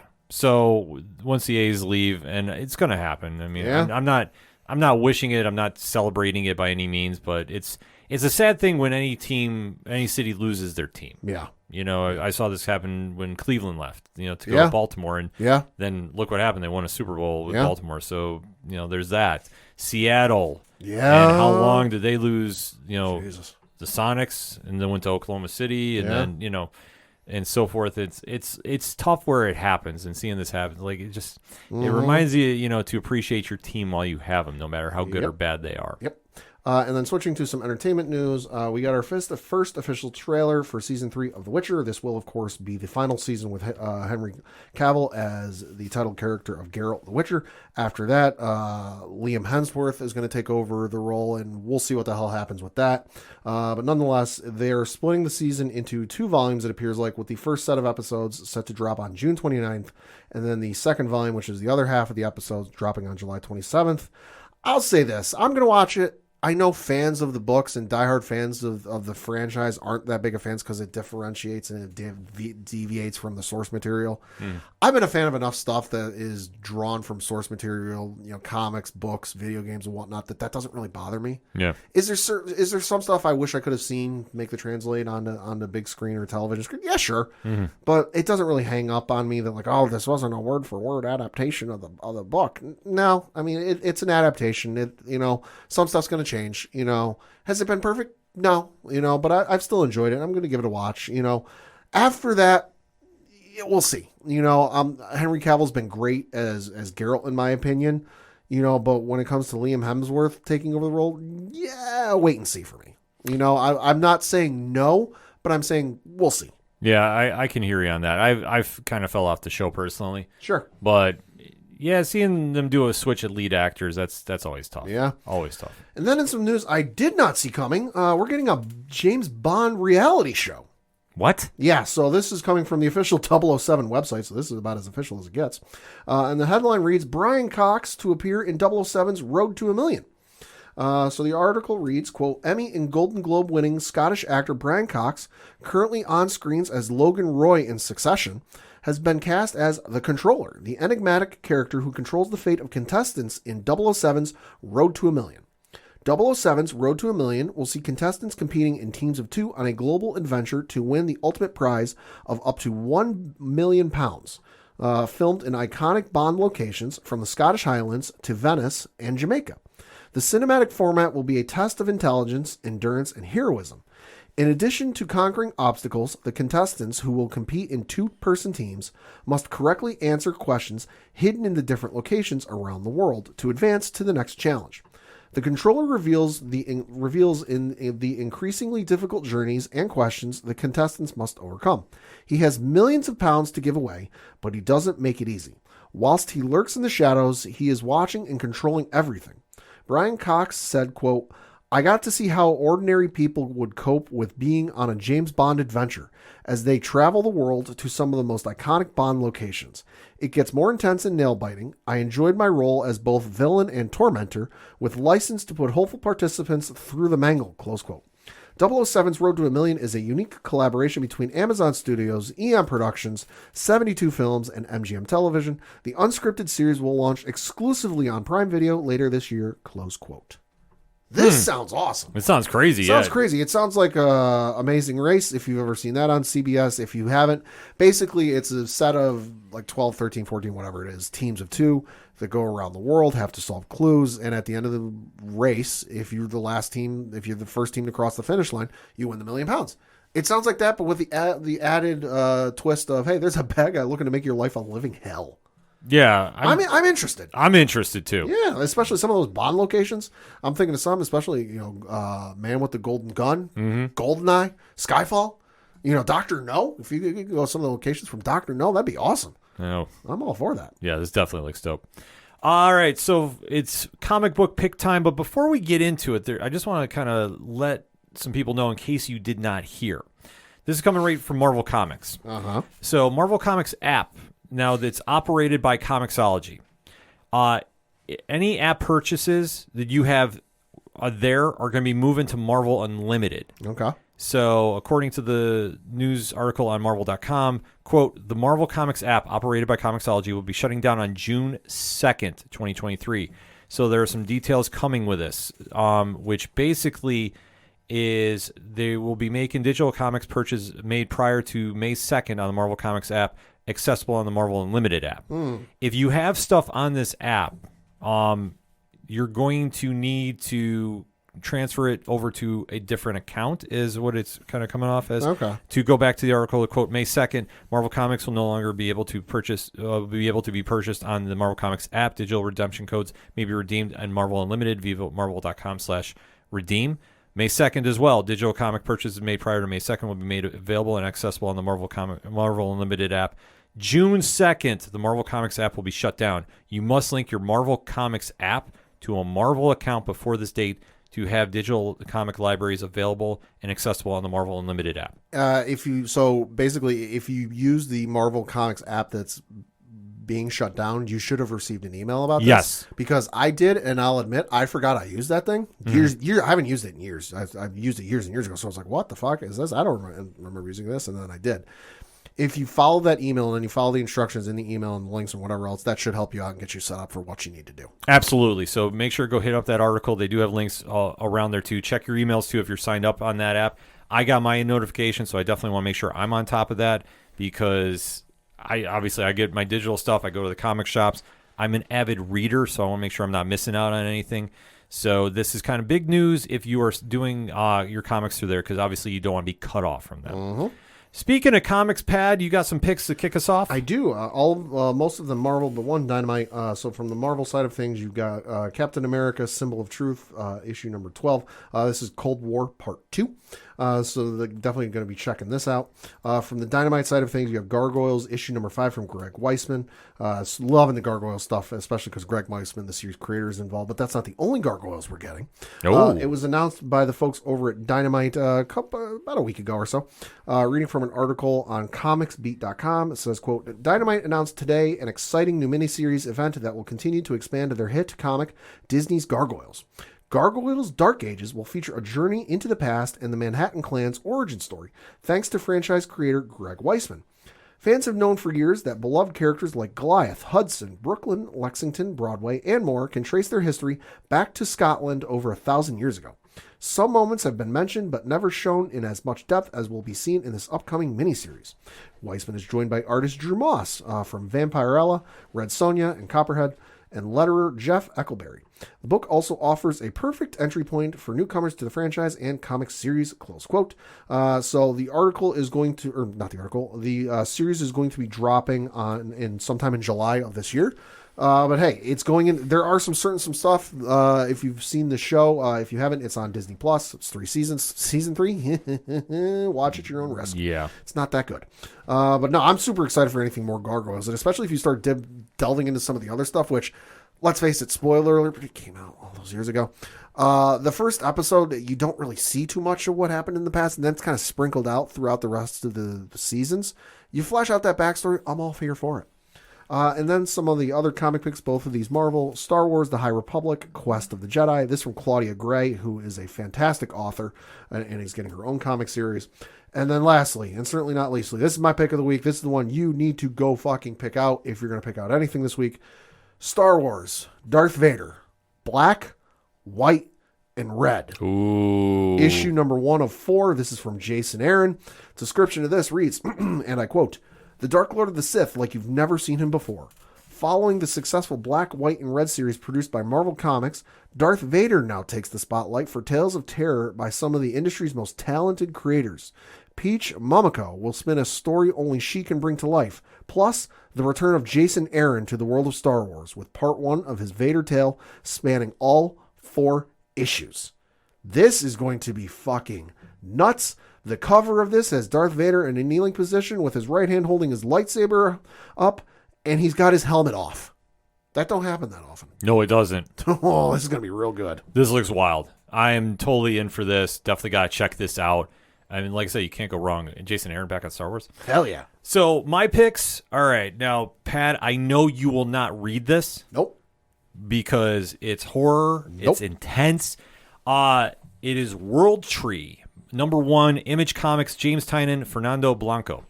So the synopsis, and I'm quoting, in 1999, Gabriel and his friends discovered the Undernet, the secret architecture to the internet. They charted their explorations on a message board called World Tree. Then they lost control. Someone broke into World Tree. Someone welcomed the violent hold the Undernet had on them, and at great personal cost. Gabriel and the others thought they sealed it away forever, but they were wrong. This issue, I'm going to stress, is a very, very intense. This is not meant for younger readers in any stretch of the imagination. It is a very mature reader's book. It, like I say, it could possibly, upset you in certain ways. So just giving that fair warning. It's a great read, though. The story is absolutely freaking wild. And I'm not trying to overemphasize that by any stretch of the imagination. I had to read it, and I was like, oh, my God. Like, what did I just read?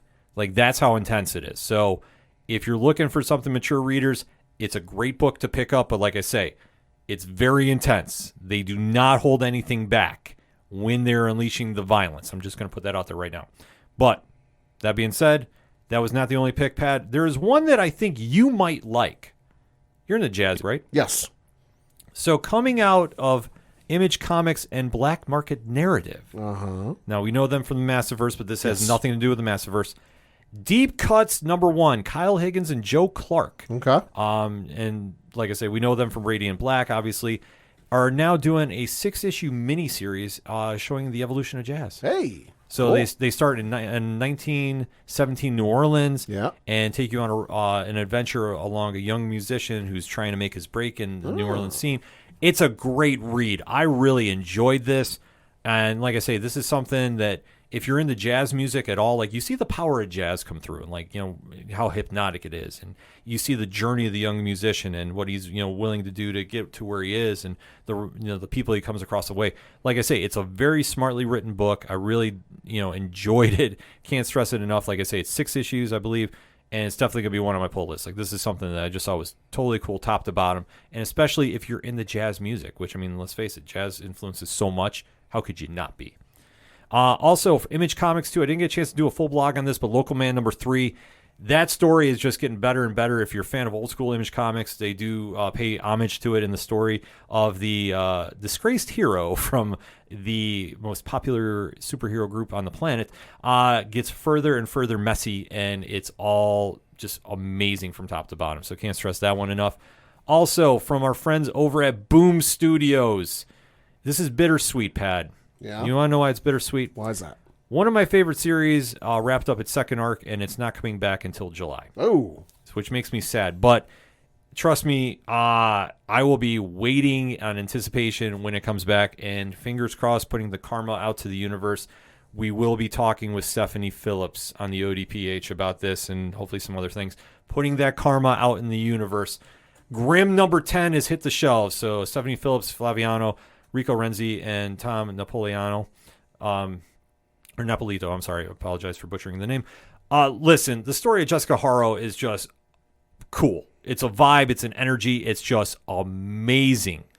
Can't stress it enough. Like I love this book, and I think it's one of the best books on the shelves each and every time it comes out. Cliffhanger ending definitely throws you for a curveball, and the second story arc has just been absolutely insane. I can't stress this book enough. Like this is just a whole vibe. It's an energy. It is just, it just reeks of just cool.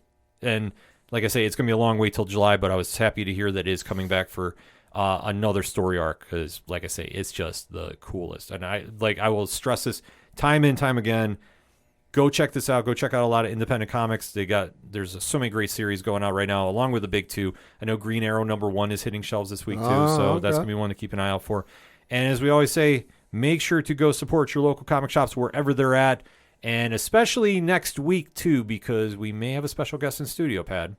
Because you know what next week is? Free comic book day. Yes. So stay tuned for that next week, but where do you find out about all that information, Pat? ODPHpodcast.com. That's right. For anything and everything that is the ODPH, you go to the website and you can find it there. So we'll definitely have some stuff posted if we land a few guests to come on next week. And note I said plural because we're still ironing out a date of a guest right now. But if you're on our Patreon, you know who that is. And you know what book is coming out from them next week. So if you want to find out about that, you got to sign up for the Patreon. And like we say, odphpodcast.com. That's it for this week. So for the one and only Padawan J. Fuck the Astros. I'm your host, Ken. Thank you as always for listening to the ODPH podcast, better known as the Ocho Duro Parlay Hour. See you next time.